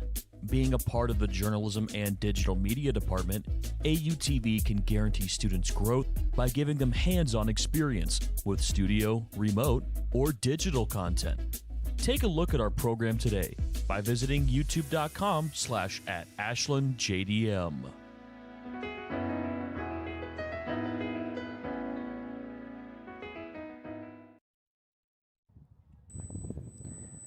Welcome back to Ashland University Football Signing Day Live 2026. And welcome back inside the troop. I'm Cade Crackus, joined alongside Coach Geiser. And Coach, hour number one, we talked about the offense. Hour number two, we talk about the defense. Defensive side of the ball, you mentioned it just moments ago, but a lot of guys you have to replace, a lot of guys you got to hope to see take big jumps going into this year. Mm-hmm. And you look at this class, what's it got to offer? Well, we started with the meat and potatoes with the offensive group. Let's start the same thing here with the defense. Okay. We work right inside out. Defensive tackle. We didn't graduate anybody. Okay. And so we have everybody back. We were really hit hard by injuries last year. So we ended up playing a lot of guys. A lot of guys got experience, did a tremendous job for us. But just like on the offensive side, I want to keep recruiting D tackles every single year because those guys are in high demand. Mm-hmm. We think we signed two really, really good ones on the inside. Jack Rader was one of the first commits we had from Lima Bath, and tremendous player. And then Dylan Shadea from Grove City. And we think both of those guys are in the mold of what we signed recently. They both got great size. They both got get off. They got a little nasty attitude when they get to the ball. And so, really excited about their futures here in the interior defensive line for us. We mentioned about, Mike Schimmick graduating. Russ Twining was also a very underrated player for us as well, one of the leaders of that group. 100%. And did a tremendous job for us. We found a guy from Cleveland Heights who we think is kind of a diamond in the rough, Deion Solomon. Okay. And he's very unique, very flexible. He's got great burst. He can run the hoop very, very well. As he grows into his body, he has a chance to be a tremendous player for the Eagles. Yeah. And then, I didn't mean to cut you off there. No. I was about to say a lot of these guys you're mentioning are from the Ohio area too. Yeah. And is Ohio just a breeding ground for defensive players? Well, I think it's a breeding ground for football players overall. And so, that's always going to be home base for us. Is we're going to get in all 709 schools in the state of Ohio that play football, and see what we have there. And then if we need to branch beyond those, the boundaries of Ohio, we'll do that. And we did that a little bit this year. But for up front, we were fortunate to find those three really good defensive linemen in Ohio. Yeah, and you speak about this defensive group at large. I mean, it's just a great group of players that are coming in. And we mentioned the offensive side. Defensively here speaking, what are you looking for defensive players? Obviously, offensively, you're kind of, I wouldn't say you're a show-off, but you're taking majority of the excitement in the spotlight. Defensively, how do you make sure, the guys are out there, who are performing really well and coming to Ashland? You got to be able to run, first and foremost. Mm-hmm. The hallmark of a Tim Rose defense is we are usually very, very fast. And so you've got to be able to run, show a burst. You've got to have a physicality, just like on the offensive side of the ball. Defensive line, one of the most important things you look for is get off. Can you get off on the ball? What's your takeoff like? Okay. At linebacker, one of the things I usually look for is, can you square a guy up on a tackle? Or are you falling off a block? Are you falling off the tackle, or can you square him up? That's really important. For the defensive backs, hey, I like ball skills. I like ball skills because the ball, you want to take the ball away from the offense and make plays on the ball. That's the most important thing. So, we found a lot of guys on that, that fit that vein. I mean, if we backtrack to the second level, we signed a really, really good linebacker right here in Ashland, Ohio, Gunnar Lacey. Yeah. We talked about as a legacy. And, Gunnar is extremely fast and has a great knack for finding the ball, whether he takes onto the block, whether he backdoors it, whether he beats you to the point of attack, makes a ton of plays on tape. And we're really excited to add Gunnar to the mix. And then you look in the back end, now this class is very heavy towards corners this year. Okay. We thought there was a lot of good cornerbacks out there, and we signed 4 of them. Because you also know at times corners can move to safety if they need to be. Because we're going to get the best 5 guys on the field when we're playing 5 DBs. So 2 of the top corners on our board, Terrell Wharton from Akron East and Dorian Johnson from Akron Bookdale. And Dorian's the younger brother of Damian Johnson. Okay, so we're really excited to get those 2 guys. And then we had 2 guys that are kind of legacy names, not for AU, but for football in general. Okay. Caden Myers, his father is Kevin, who was a 2-time All-American linebacker at Ferris State. Oh, wow. And, Caden's a tremendous player, just he's not a linebacker, he's a corner. And then if you know the Springs name from Ohio State, Sean Springs, and his father, Ron Springs, both NFL players. We got Sean Springs Jr. from Virginia. He was actually a former teammate of DJ Harvey.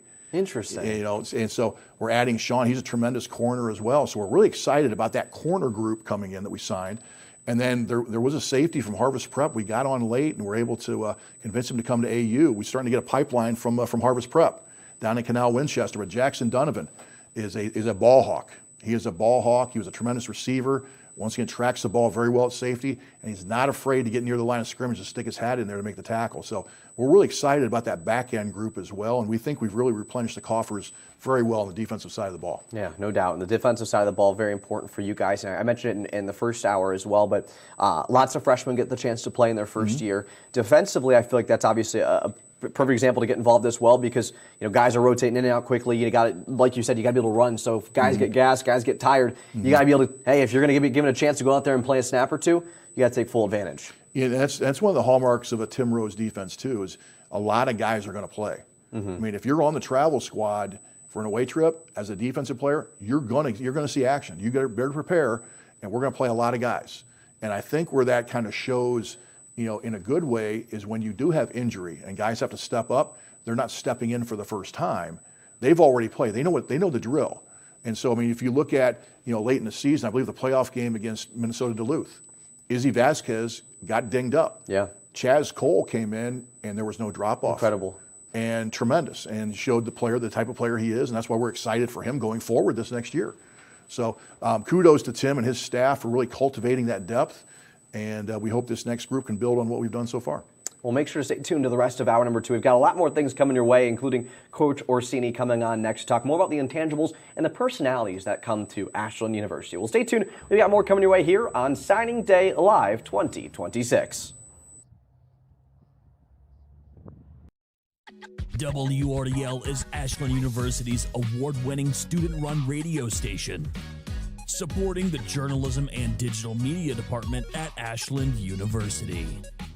WRDL features the best music, local news, sports, and information, celebrating more than 60 years of award-winning college radio. More music, more you. WRDL. The Collegian is a student-run campus newspaper offering important headlines in and around Ashland University. The Collegian offers students hands-on experience in the field of journalism. Between news, sports, and features, the Collegian has you covered. You can read online at ashland-collegian.com.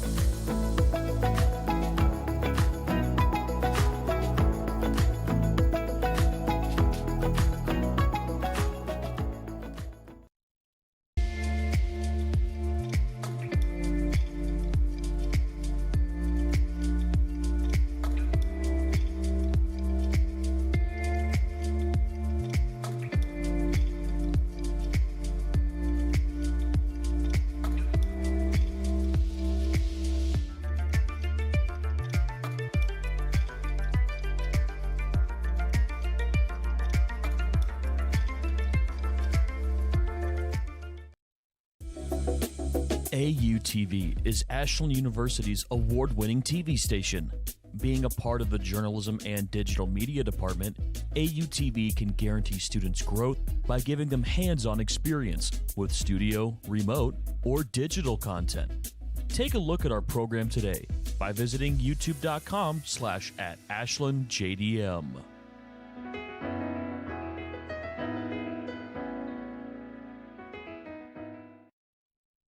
WRDL is Ashland University's award-winning student-run radio station, supporting the Journalism and Digital Media Department at Ashland University.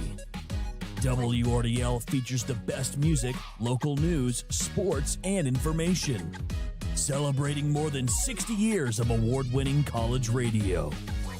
More music, more you. WRDL.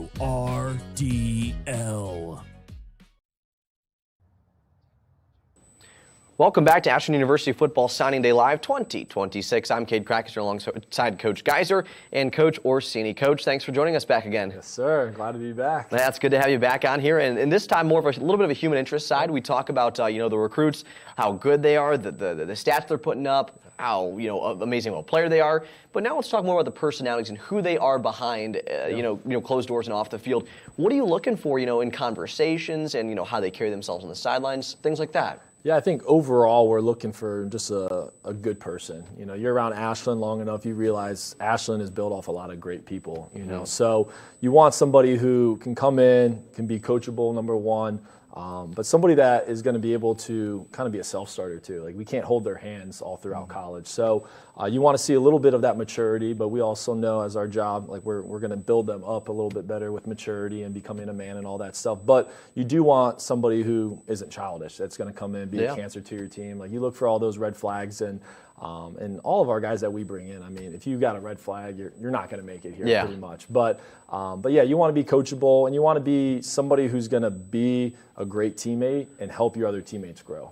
Making sure it's not all about that person, but it's going to be about the whole offense or the whole defense wherever they play. And I think all of that kind of builds into that good person. Yeah. And it's obviously never judging a book by its cover, but when you have that first conversation, can you normally get a kind of a feel for who they are? Yeah, I think you get a little bit of a feel that first time. They're always awkward high school kids, of course, so they're going to stand there and not say too much. But you go to their games, you get to see how they are around their teammates, how they interact with their coaches. You start to talk to the coaches that we build great relationships with in the high schools. And then ultimately, when they come with their parents, I think you get a really good feel of who they are, with their parents by them as well. Like, who are their parents? Because, apple doesn't fall too far from the tree, right? No so doubt. They got great parents, which usually the parents are awesome coming through. You can build a little bit more confidence, and they're a lot more comfortable too, for whatever reason, when mom and dad's around as well. And that's usually the third or fourth time you've talked to them, they're here. So the later the process goes, the more you get to see and understand about the individual. Yeah, and Coach Geiser, your perspective on that as well, the personalities. Well, I think building the relationships is key. I think Dominic mentioned that. And for me, my style, I'm not sure if it's the assistant style or not, but my style was always this. Probably the first good handful of times you interact with them, we don't even talk about Ashland. Okay. And like, so for example, if I'm recruiting you, I'm recruiting Dom, I want to find out about you. And in also to reciprocate that, I want you to find out about me. And see if there is a trust that is built up there. Can I trust what you're saying? Can you trust what I'm saying? I want to find out what makes you tick and find out if that's something that might fit at AU. And once that trust is built, now you're ready to talk about Ashland and the program and the university, if it might be a fit. And for me, it was always a little bit different tact, because everybody's coming in and giving you the flyers and talking about Ashland and giving you the card and this, that, there. And then 5 minutes later, once you leave, that recruit's like, okay, who was that and where are they from? Because they're all the same. Right. So you got to find what's your personality and what fits. And as Don mentioned, people, this place has always been about people. And as we talk to the recruits right now, our facilities are great. They will knock your socks off. You'll be impressed. But that's not who we are. Because guess what? Before we had all this stuff here at the Troop Center and with the indoor and the Jack Miller Stadium and the building, they still won here. What's the commonality? The people. And the people that Ashland attracts, and the people that have bought into the we, not me, and realize they're a part of something bigger than themselves. So it's a matter of getting to that point, and finding out if that person is willing to embrace that part of Ashland. That's really, really key. Yeah, we speak about intangibles as well. Obviously, the personality is one big thing too. But when it comes to just sizes and speed and athleticism and whatnot, obviously you can somewhat grow that over time. But you have to have a baseline for it. Yeah. When you guys are recruiting, what are you looking for? Any high school kid out there right now who might be watching, or a brother of a commit or whatnot, whatever it may be. What are you looking for initially when you're seeing a kid for the first time? Yeah, I think every position kind of has its own criteria. Right when Coach Geiser took over, we kind of built this new evaluation of each position: heights, weight, different things you look for in their skill set. I know secondary-wise, we always look for the best athlete on the field.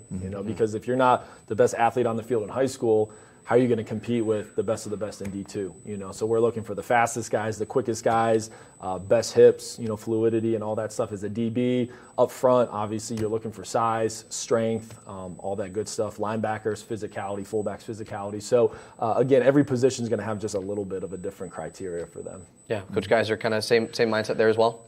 Probably, maybe if you had to codify it overall, good athletes, being able to play on their feet.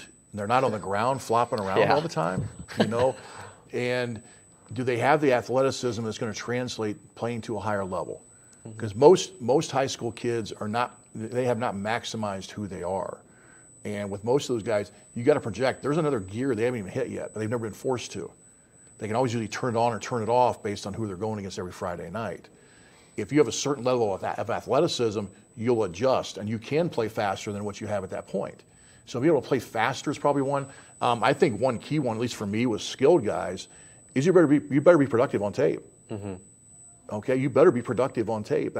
Otherwise, why is that going to change once you get here? Now, linemen might be more developmental because they got to grow into their bodies. Most of them are usually not ready-made when they get here. But like, for example, as a tailback, you better wow me. You better wow me. You better make a lot of plays on tape. And I'm not talking 6 to 8 yard runs. I'm talking 68-yard runs, showing me a burst, breaking tackles. If you're a receiver, can you catch the ball, a contested catch, when there's somebody else there? As a quarterback, are you leading your team? Are you raising the level of your team? Are you accurate with your throws? Is there just something extra there that just spurs you on? Just little things there that kind of catch your eye, and just being around. I mean, Dom, now you've been in college football, 10 years? 10 years. As a coach. Wow. And it's amazing. Because I remember yesterday you were a graduate assistant here. And for me, just finishing year 36 overall, 31 in college. Yeah, I'm old. I'm very old at this point. But you tend to, after a while, at least for me, I try to compare somebody to a player I would have coached before or been on the team before. Okay. And I'll challenge the coaches to do the same thing. Either somebody they played against, coached against, whatever the case might be. It's kind of a takeoff on what Bill Belichick would do when he was with the Patriots. He would always ask his scouts that brought a name to the board for the draft or free agency or trades, who on our roster is he replacing? So kind of towards us, it's now the relation is, hey, who is he like on our roster? Because we're looking, in at least some of these cases, we're going to invest 6 figures worth of dollars in people. We don't want to be wrong. Yeah. So you do as much research as you can, physically, mentally, emotionally, and then you're still going to be wrong some of the time. But you try to negate as much of that as possible. Well, Coach Orsini, my final question for you, a kid out there who might be interested in playing college ball at the next level. You look at those intangibles, you look at building tape, you look at coming on visits. What's the biggest piece of advice through it all to kind of make sure that they set themselves up nicely to make a good impression on you guys? Yeah, I think camp exposure is a big part of it, getting out in front of coaches and building a good highlight tape. Like Coach was saying, we want plays that are popping off the film. For whatever reason, you get a lot of these high school kids that will put their best plays, 6 minutes into it. Well, we don't have time for 6-minute highlights. We better be wowed within the first 30 seconds to a minute. So building a good highlight tape, and just number 2, showing your interest. We got a lot of guys between D1, D2. They think they're too good for us, and then they end up, wanting to come to Ashland late. And it's like, don't be too big for the school. Come to a game day visit, expose yourself to all options because everybody wants to play for Ohio State. Well, you're not going to all play for Ohio State. So I think all 3 of those things kind of come into play, and just communicating and building a relationship with the coach is probably the biggest thing in the end. So. Of course. Well, Coach, thanks for your time today. Yeah, thanks, Cade. Of course. We'll step aside, joining back here soon. We've got a lot of segments coming your way, including multiple with players coming up just very shortly. Stay tuned. You're watching Ashland University Football Signing Day Live 2026.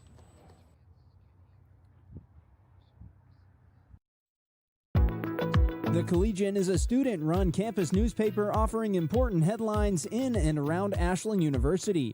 The Collegian offers students hands-on experience in the field of journalism. Between news, sports, and features, the Collegian has you covered. You can read online at ashland-collegian.com.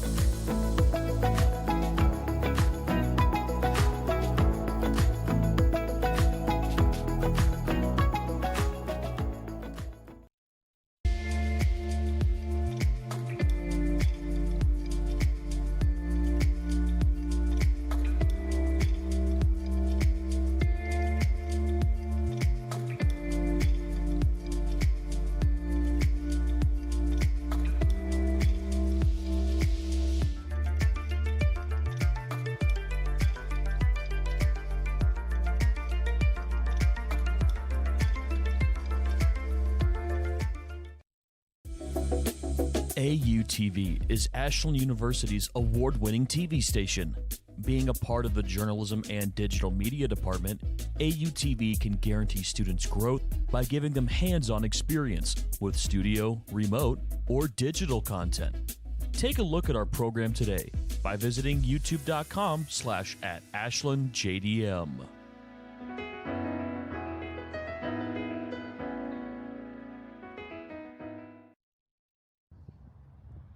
Welcome back to Signing Day Live 2026 here on the campus of Ashland University inside of the Troop Center. I'm Katie Krackens alongside Coach Geiser and Isaac Brooks. Isaac, thanks for joining us. Thank you for having me. Yeah, it's good to have you on. And you're another case of a local and deciding to come to Ashland University. But before we dive a little bit more into that, talking about signing day and your signing day, what was that experience like for you?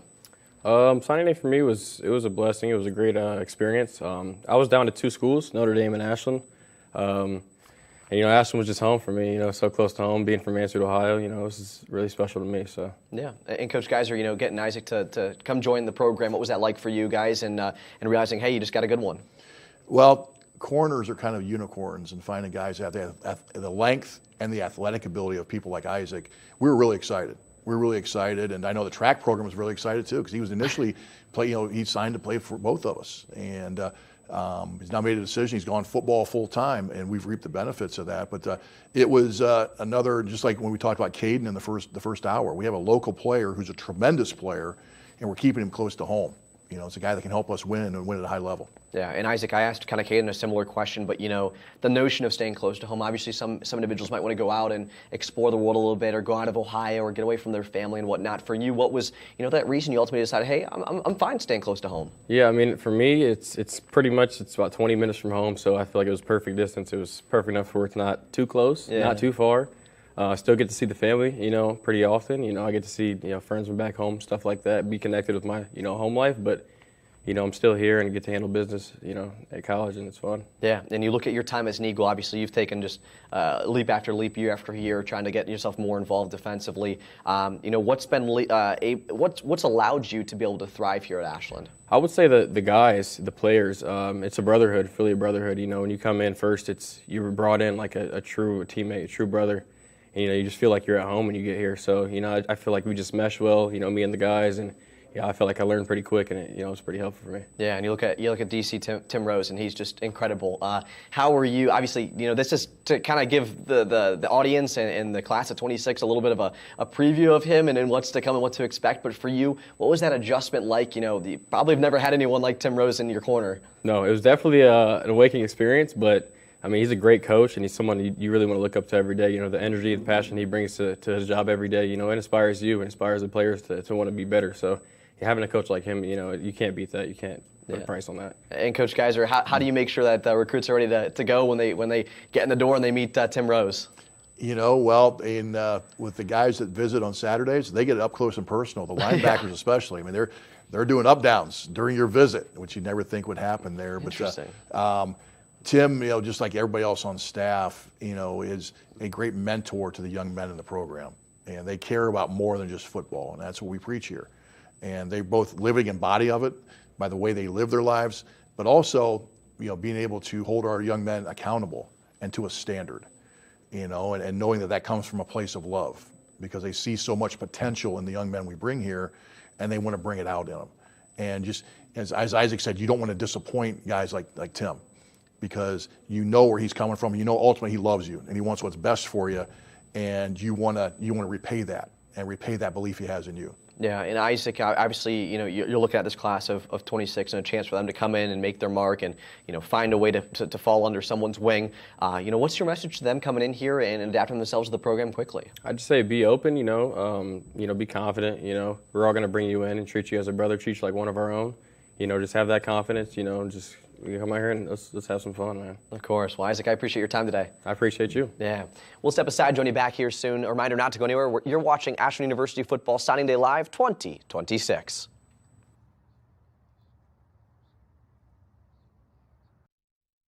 WRDL is Ashland University's award-winning student-run radio station, supporting the journalism and digital media department at Ashland University.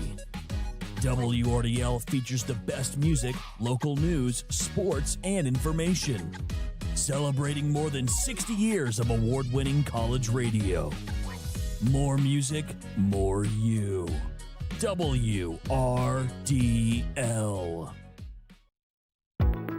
The Collegian is a student-run campus newspaper offering important headlines in and around Ashland University. The Collegian offers students hands-on experience in the field of journalism. Between news, sports, and features, the Collegian has you covered. You can read online at ashland-collegian.com.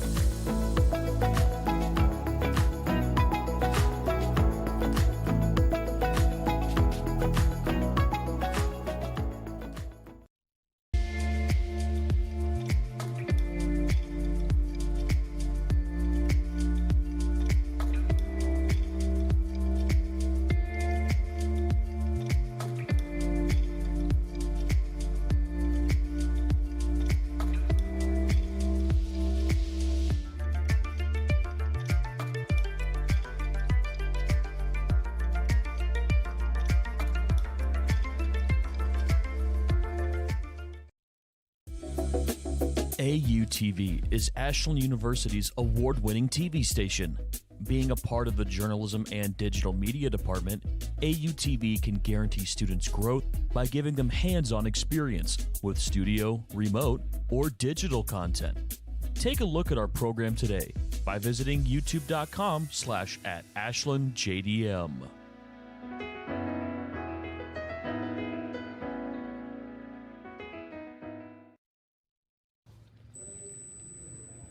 And welcome back to Ashland University Football Signing Day Live 2026. Dusty Sloan here along with you and here with Coach Geiser. And we're going to talk a little bit about the evolution of Football Signing Day.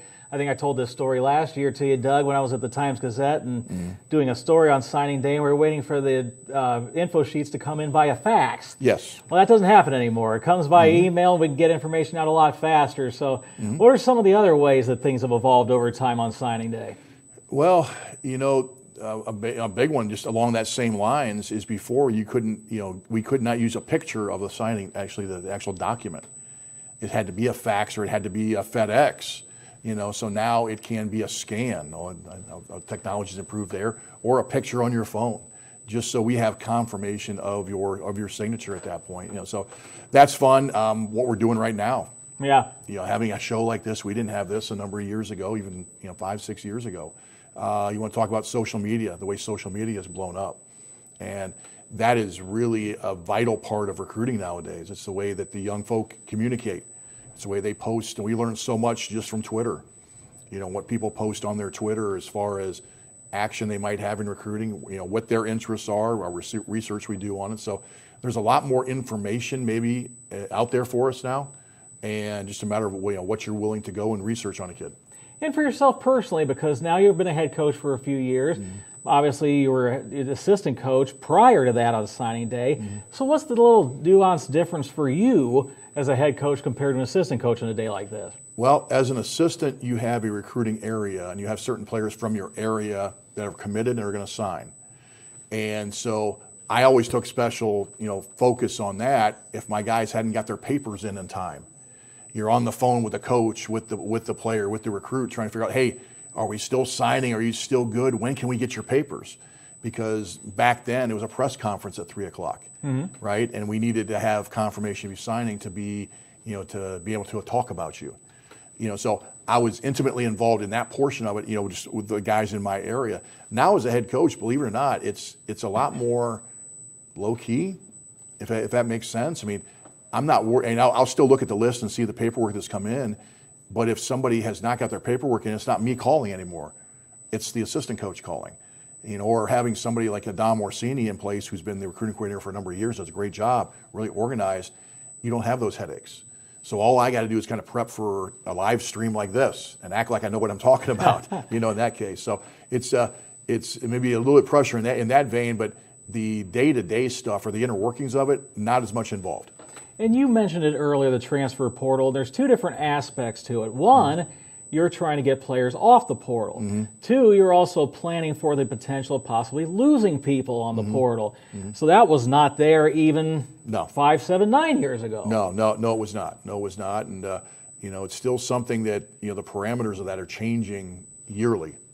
Even, at this point, monthly at times, as the different windows start to open up and when people can go in and when they can't go in. And are you a mid-year? Are you going to try to go in the summer? A lot of different questions with it now, a lot of different options available. And so as far as players on your team, I think the best service we can do is just give them the right information, because there is a lot of misinformation out there about what this whole thing is that they call the portal, and then for us, taking players out of the portal, the biggest consideration for us is they can't have any red flags, and they got to be able to embrace what Ashland is. Not everybody's going to work here, so they got to fit the culture. We're not going to fit the culture to them. So it's still a lot of research and finding out who a person is at base. But for us, like with Brady Ford this year, we knew Brady from last year already. Dom had done a great job of recruiting him last year. So in essence, he'd been vetted, at that point. So there was already a trust built up. So when he contacted us about wanting to transfer from Eastern Illinois to Ashland, a lot of the legwork was done. It's just a matter of, hey, you realize what you're getting into, and hey, this is what your package is going to be. You good with it? Yes, boom, you're an Eagle.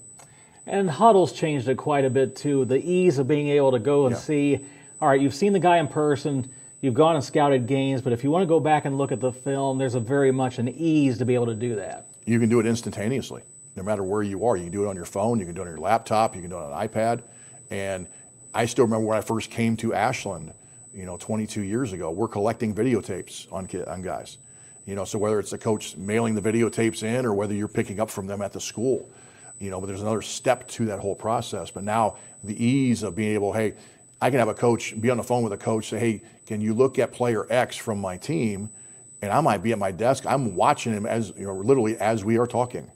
It's happening that fast. So, being able to adjust to that and pivot to that and, to the speed of the way things need to happen nowadays is a big adjustment from even 5 years ago.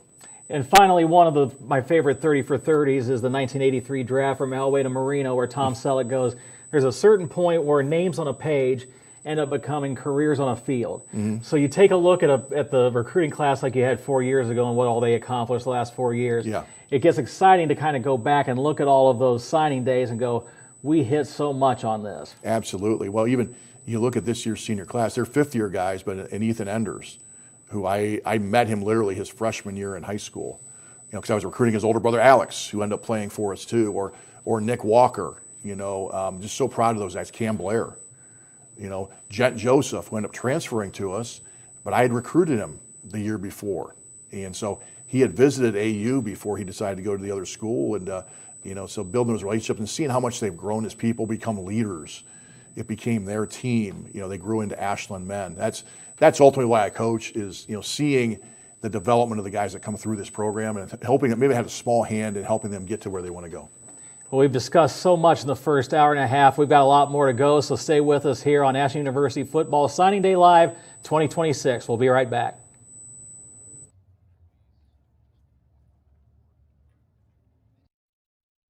WRDL is Ashland University's award-winning student-run radio station, supporting the journalism and digital media department at Ashland University.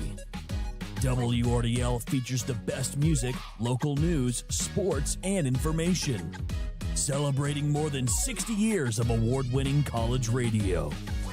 More music, more you. WRDL. Collegian is a student-run campus newspaper offering important headlines in and around Ashland University. The Collegian offers students hands-on experience in the field of journalism. Between news, sports, and features, the Collegian has you covered. You can read online at ashland-collegian.com.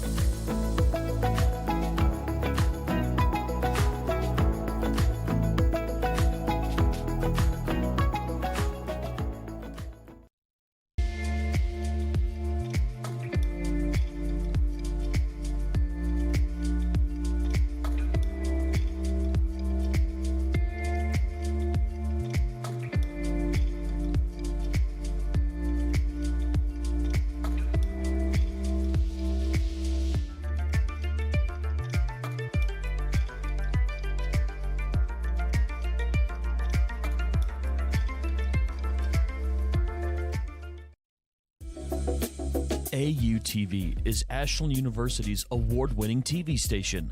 Being a part of the Journalism and Digital Media Department, AUTV can guarantee students growth by giving them hands-on experience with studio, remote, or digital content. Take a look at our program today by visiting youtube.com/@AshlandJDM.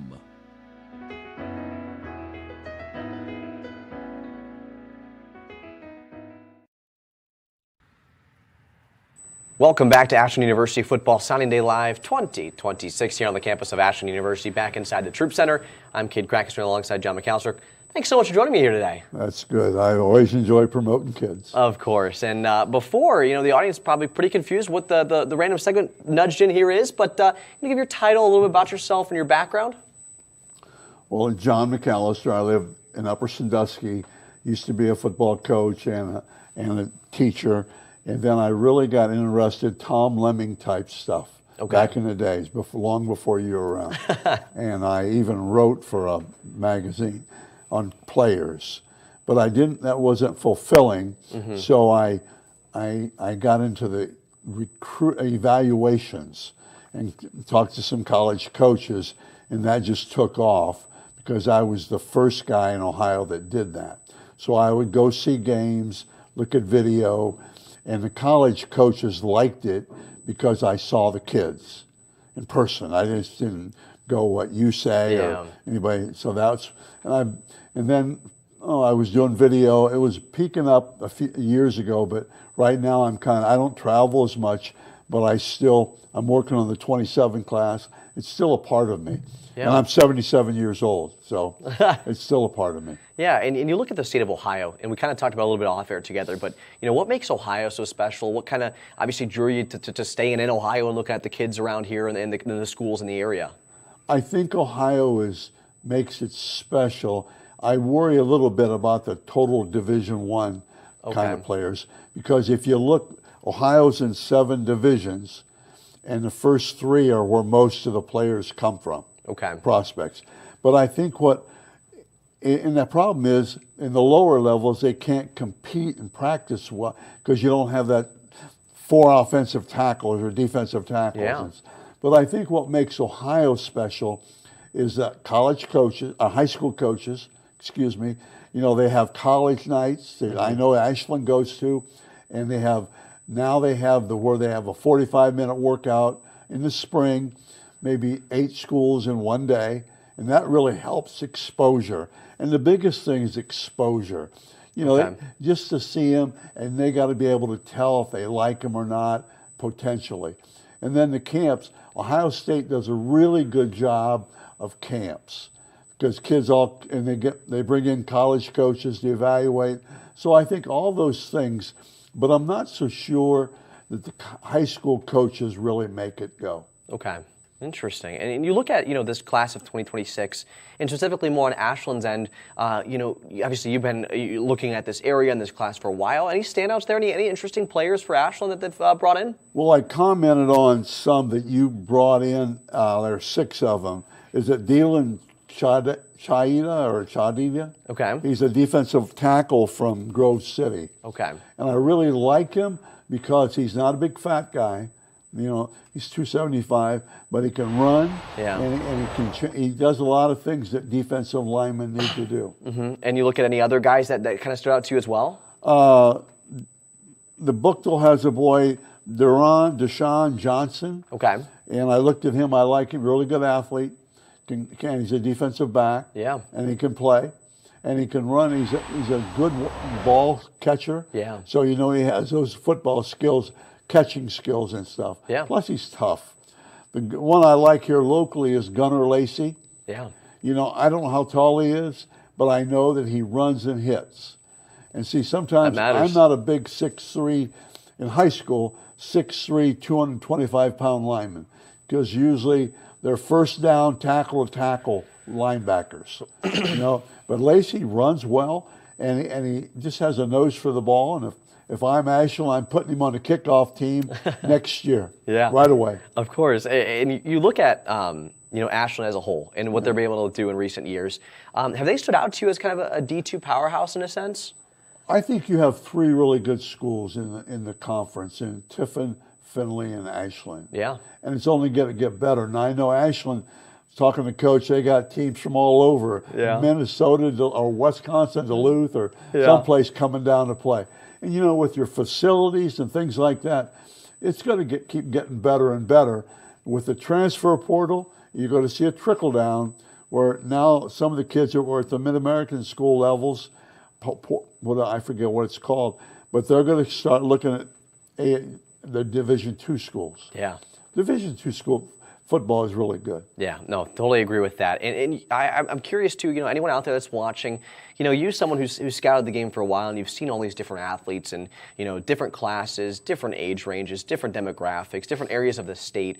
What are you looking for? What's your message to kids out there that you want to say, I want to go play at the next level? What are you looking for? I think you have to, number one, compete, because football is such a tough game, hard game. But you have to be able to compete. When I go scouting on sidelines, that's what I look for. The second thing I look for is character. I mean, when they come off the sidelines, what do they like? If the pressure's on, what do that player like? And I look at that. It's like last time I went and watched a basketball game, and a football player played there, and I like to see him compete. And it tells you an awful lot. Yeah. And you know, if kids don't know they have to get good grades, then they're sleeping in a log someplace. You know what I'm saying? Yeah. Everybody preaches about grades. Well, they know that. And but I think competing, and I think just how do they react under pressure or under failure or success? How do they handle it? Yeah.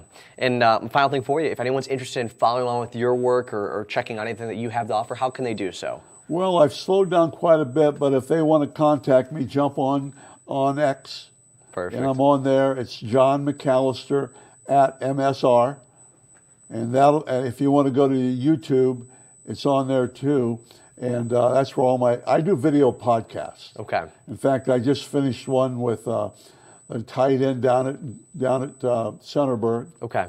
I did one with the quarterback at Navy, who was only playing, was a triple option quarterback down at Hilliard, Bradley, or excuse me, Hilliard, other school, I forget. Yeah. But you got to know those, you got to watch those guys. Yeah. Well, thanks so much for your time today. I appreciate it. I really appreciate it. I hope I can help you out. Of course. I hope people help players out. Yeah. Okay. That's the important thing. We'll be back here soon. Reminder to stay tuned. You're watching Ashland University Football Signing Day Live 2026. WRDL is Ashland University's award-winning student-run radio station, supporting the journalism and digital media department at Ashland University. WRDL features the best music, local news, sports, and information, celebrating more than 60 years of award-winning college radio. More music, more you. WRDL. The Collegian is a student-run campus newspaper offering important headlines in and around Ashland University. The Collegian offers students hands-on experience in the field of journalism. Between news, sports, and features, the Collegian has you covered. You can read online at ashland-collegian.com.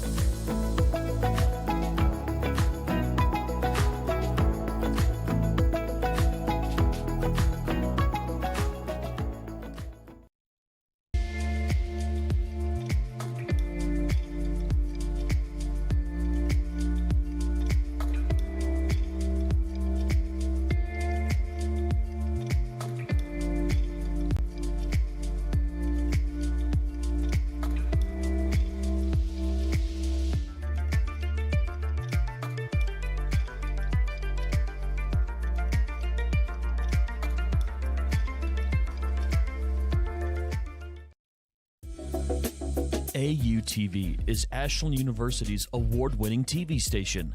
Being a part of the Journalism and Digital Media Department, AUTV can guarantee students growth by giving them hands-on experience with studio, remote, or digital content.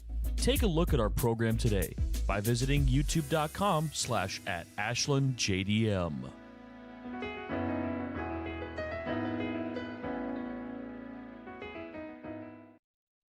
WRDL is Ashland University's award-winning student-run radio station, supporting the Journalism and Digital Media Department at Ashland University.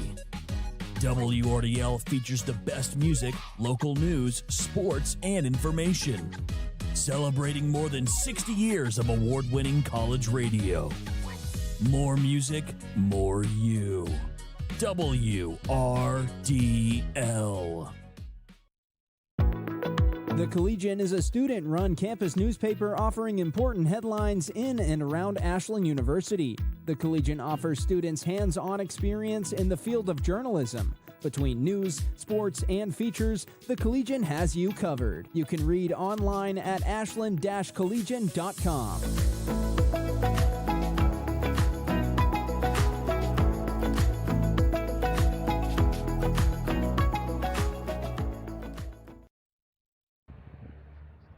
Welcome back to Ashland University Football Signing Day Live 2026. I'm Cade Crackerstone alongside Coach Geiser, now EJ T. EJ, thanks for joining us. Thank you for having me. Yeah, it's great to have you on here. And first and foremost, we start with the same question here to all the players, but what was your signing day like back when you had it? My signing day was pretty good. It was always a good feeling to be around your family and your loved ones, your support system, and just being blessed to continue the sport or whatever that you're playing and to continue to do that. And yeah, it was a great feeling. Yeah, and your time at Ashland's been different more than others, and obviously you've seen a great jump in development over the past couple of years, and specifically this year, obviously playing a major part defensively. And you know, what tools does Ashland give you to be so successful? I mean, having the indoor is definitely a bonus. You know, sometimes the weather's a little iffy in the Midwest. Yeah. Can't predict it, can't control it, but practicing in the indoor and then just using the resources that we have, like our rec center or even our weight room, and even talking to people, coaches, to elevate your game, and seeing it and then physically doing it is another way to be great. Yeah, and Coach Geiser, how have you seen EJ develop over time? Probably the greatest improvement is leadership. And leadership, EJ's got a natural leadership charisma about him, and to see him grow in his confidence, where, you know, this past year, he's running meetings with the DBs and the linebackers on Thursday nights.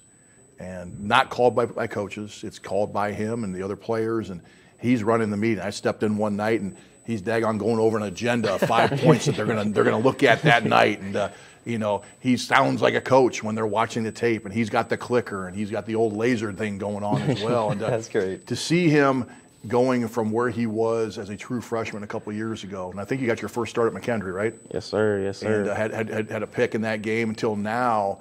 You know, not only knowing you belong, but knowing you belong at a high level and expecting excellence out of yourself and of your teammates.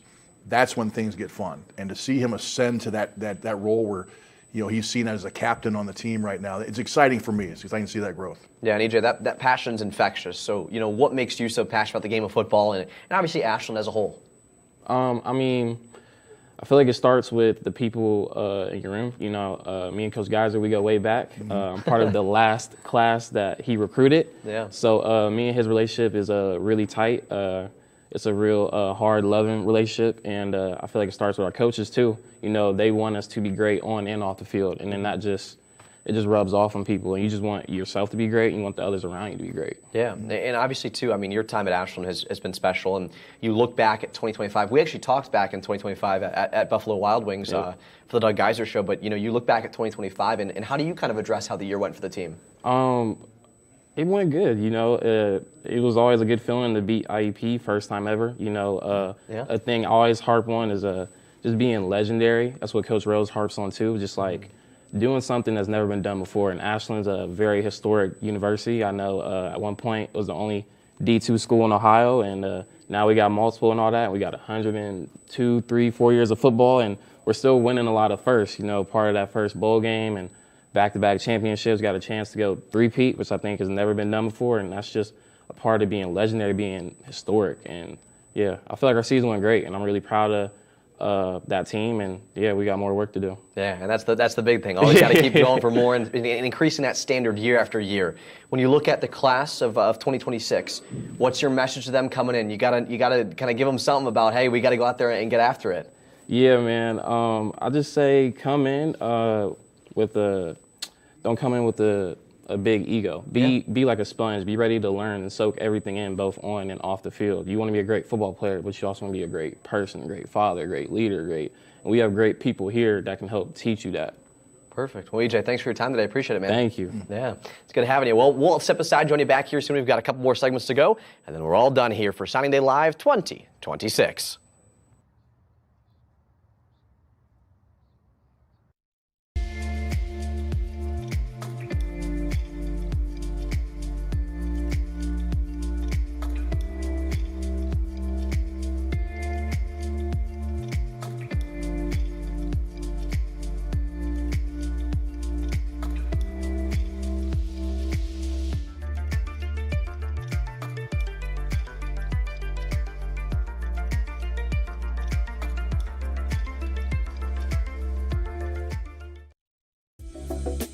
AUTV is Ashland University's award-winning TV station.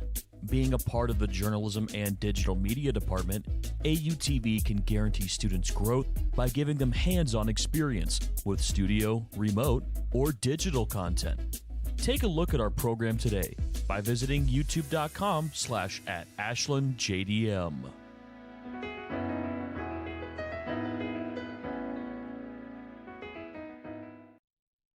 WRDL is Ashland University's award-winning student-run radio station, supporting the Journalism and Digital Media Department at Ashland University. WRDL features the best music, local news, sports, and information, celebrating more than 60 years of award-winning college radio. More music, more you. WRDL.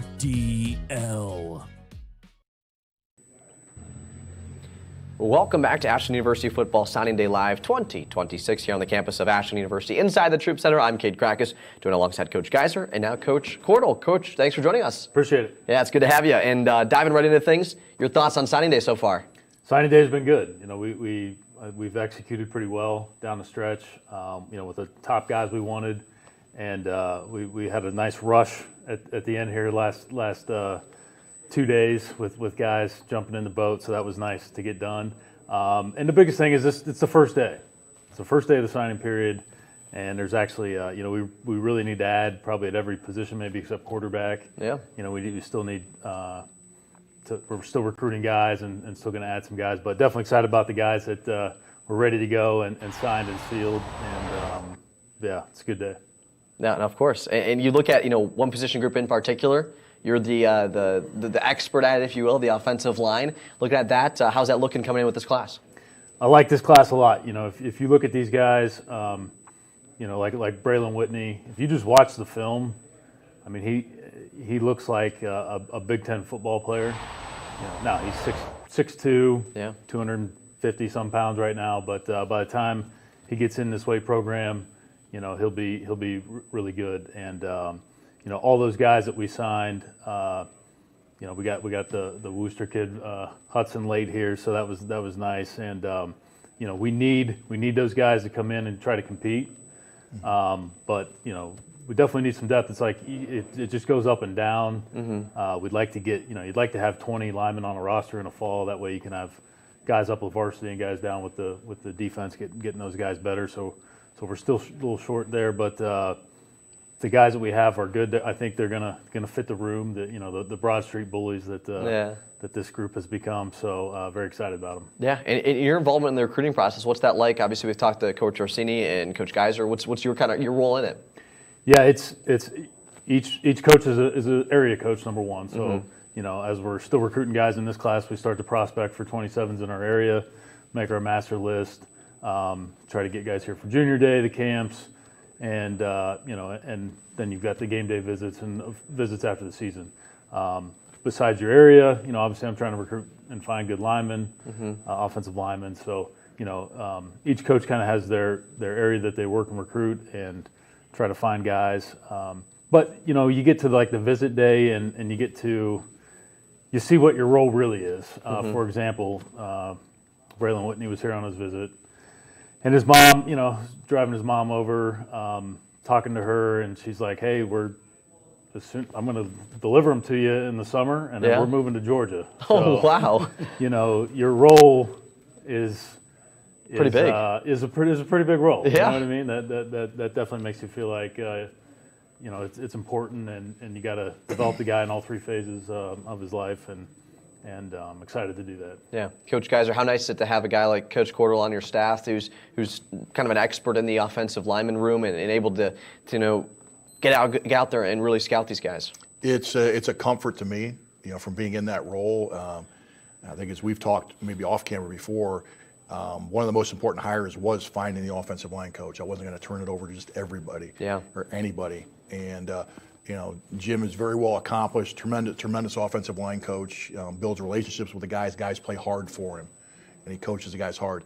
But kind of the unseen that I didn't know quite as much was a pleasant surprise is how much of a bulldog in recruiting he is, how much attention to detail he pays in that aspect of it. And he works it hard. He works hard building relationships not only with linemen, but also guys in his area, and has even expanded our area even into Indiana. And we got a couple really good scholarship players out of Indiana this year. So it's been nice to have that steadying rock influence on the staff that pulls more than his weight in a lot of different areas. So it's great for me, and that's why he's the associate head coach. Yeah, and Coach Cordell obviously too having that big role as well, and that part of your title. You're alongside Coach Geiser every single day, and you guys are trying to make sure that you guys are putting this program in a position to win. How do you think the class of 2026 does that? They again, we got good players. So if you think of an NFL draft team, and what's are you need or are you getting the best players available? And we think we got best players available at a lot of positions, and you never quite know, really. I mean, you never quite know what they're going to be, but they definitely have talent.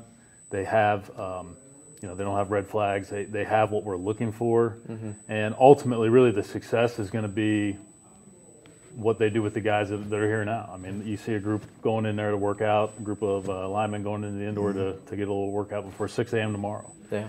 So if those freshmen come in and they just follow in line and do what our guys are doing in this program, they're going to be successful. Yeah, and I was just about to actually say that, you look at this class of 26, what's your message to them to be able to, keep raising the standard as well? It's you take it one day at a time. Yeah. Right. Don't come in and try to be a hero day one and think that you're gonna raise the standard right away. But be your best. Listen and work hard. Do compete. Do try to make an impact. But this program is set. Obviously with all the legacies and guys on our team that have helped in recruiting this class, and I mean they're going to be a part of it. They'll be able to have a chance to make it even better than what it is, but they got to come in and learn from our guys at first. Of course. Well, Coach Cordell, thanks for your time today. I appreciate it. Yeah, appreciate it. Yeah, we'll step aside, joining back here soon. Stay tuned. You're watching Ashland University Football Signing Day Live 2026.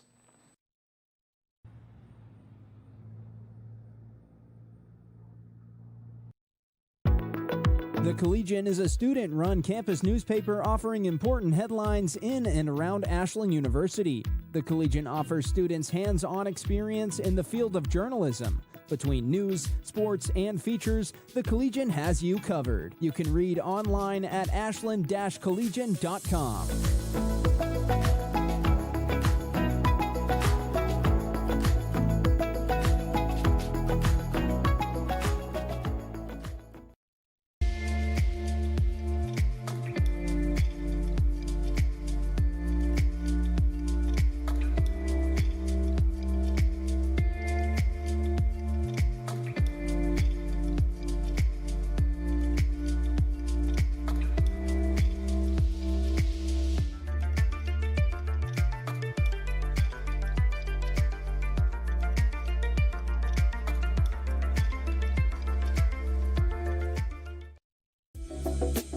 AUTV is Ashland University's award-winning TV station. Being a part of the Journalism and Digital Media Department, AUTV can guarantee students' growth by giving them hands-on experience with studio, remote, or digital content. Take a look at our program today by visiting youtube.com/@AshlandJDM.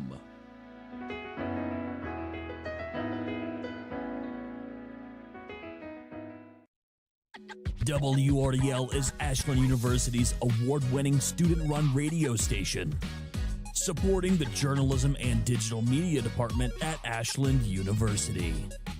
WRDL features the best music, local news, sports, and information, celebrating more than 60 years of award-winning college radio.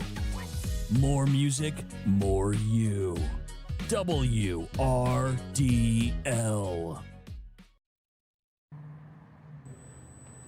Welcome back to Ashland University Football Sunday Day Live 2026, back here on the campus of Ashland University. Now joined alongside Kevin Lacey and Scott Souter. Guys, thanks for joining me. Yeah, thanks for having us. It's good to have you. And first and foremost, let's talk about your time at Ashland, your involvement with the AU football program. And Kevin, start us off. Yeah, so I played here 98 to 02, graduated with a criminal justice degree, and just had a great time playing football underneath Gary Keller, and Scott and I were teammates, and the campus is obviously a lot different than when we played here, but I see this beautiful facilities out here, but it was always good times, great. It was always good to come back to the university and be part of the football program. Of course, Scott. Yeah, I played with Kevin, but I was a little later than him, 99 to 03. I had a redshirt year, and facility did not look anything like this when we played. Had a great time here, and actually never left Ashland. So awesome, that's super cool, and that's the thing that we talked about earlier in the show with Coach Geiser is being an Ashland man, falling in love with the community, falling in love with the university as a whole. For you guys, what made it so special? What's made Ashland, Ashland? I think it was the people. He mentioned Coach Keller. I still see him at games quite frequently. Yeah. The assistants that were here then are just great guys. Still friends with them to this day. Dan Fuller, who was a position coach here when I was here, and Coach White were position coaches when I was here. And I actually coach in high school, and they got me my first job basically. Awesome. They left here and ended up going to the Ashland High School and gave me a call out of nowhere and said, "Hey, would you like to come coach with us?" And been there ever since. Kevin?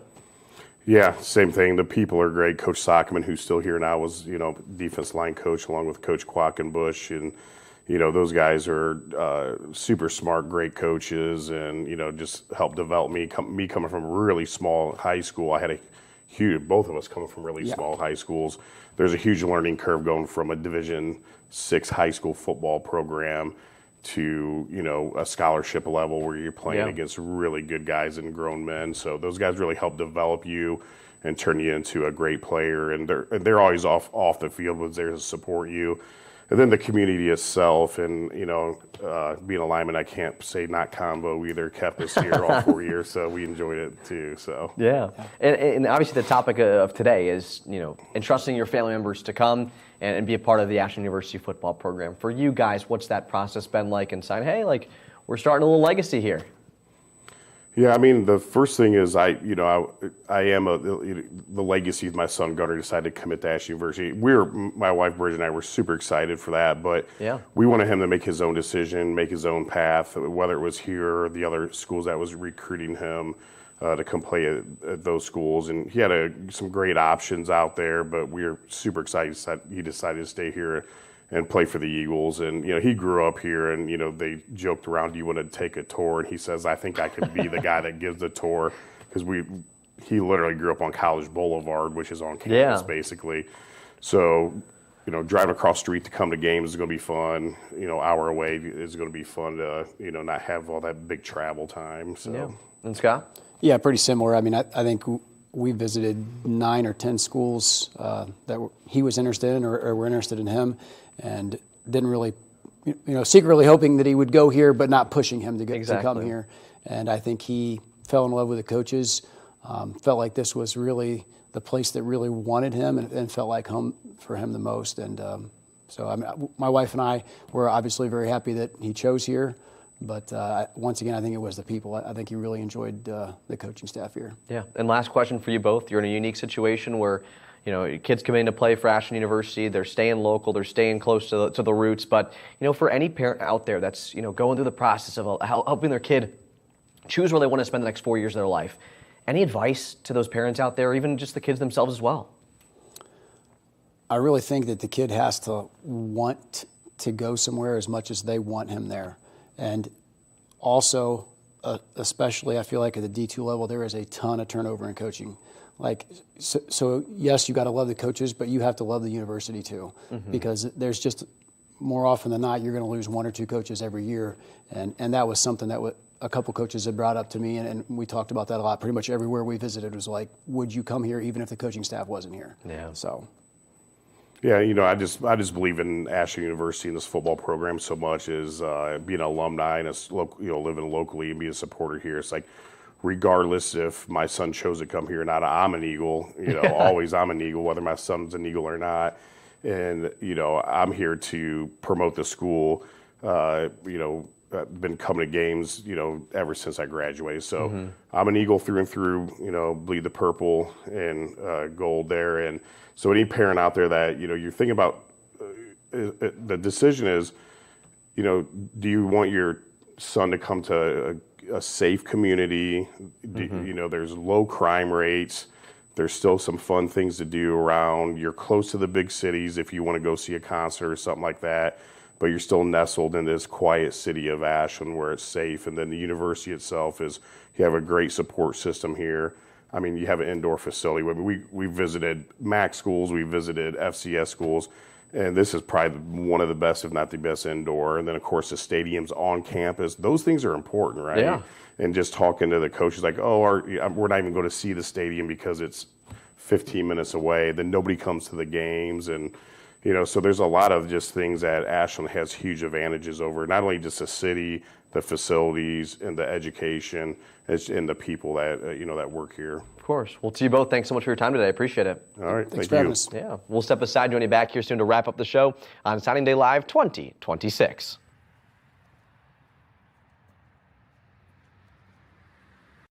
The Collegian is a student-run campus newspaper offering important headlines in and around Ashland University. The Collegian offers students hands-on experience in the field of journalism. Between news, sports, and features, the Collegian has you covered. You can read online at ashland-collegian.com.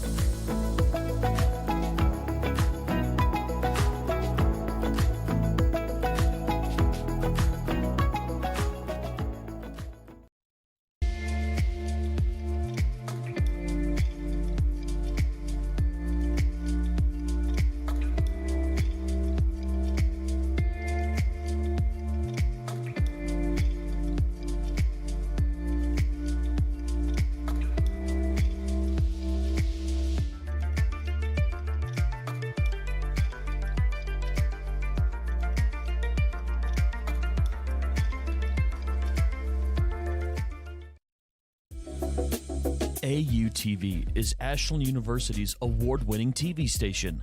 Being a part of the Journalism and Digital Media Department, AUTV can guarantee students growth by giving them hands-on experience with studio, remote, or digital content.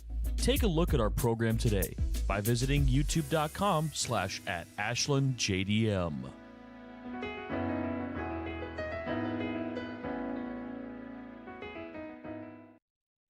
WRDL is Ashland University's award-winning student-run radio station, supporting the Journalism and Digital Media Department at Ashland University. WRDL features the best music, local news, sports, and information, celebrating more than 60 years of award-winning college radio. More music, more you. WRDL.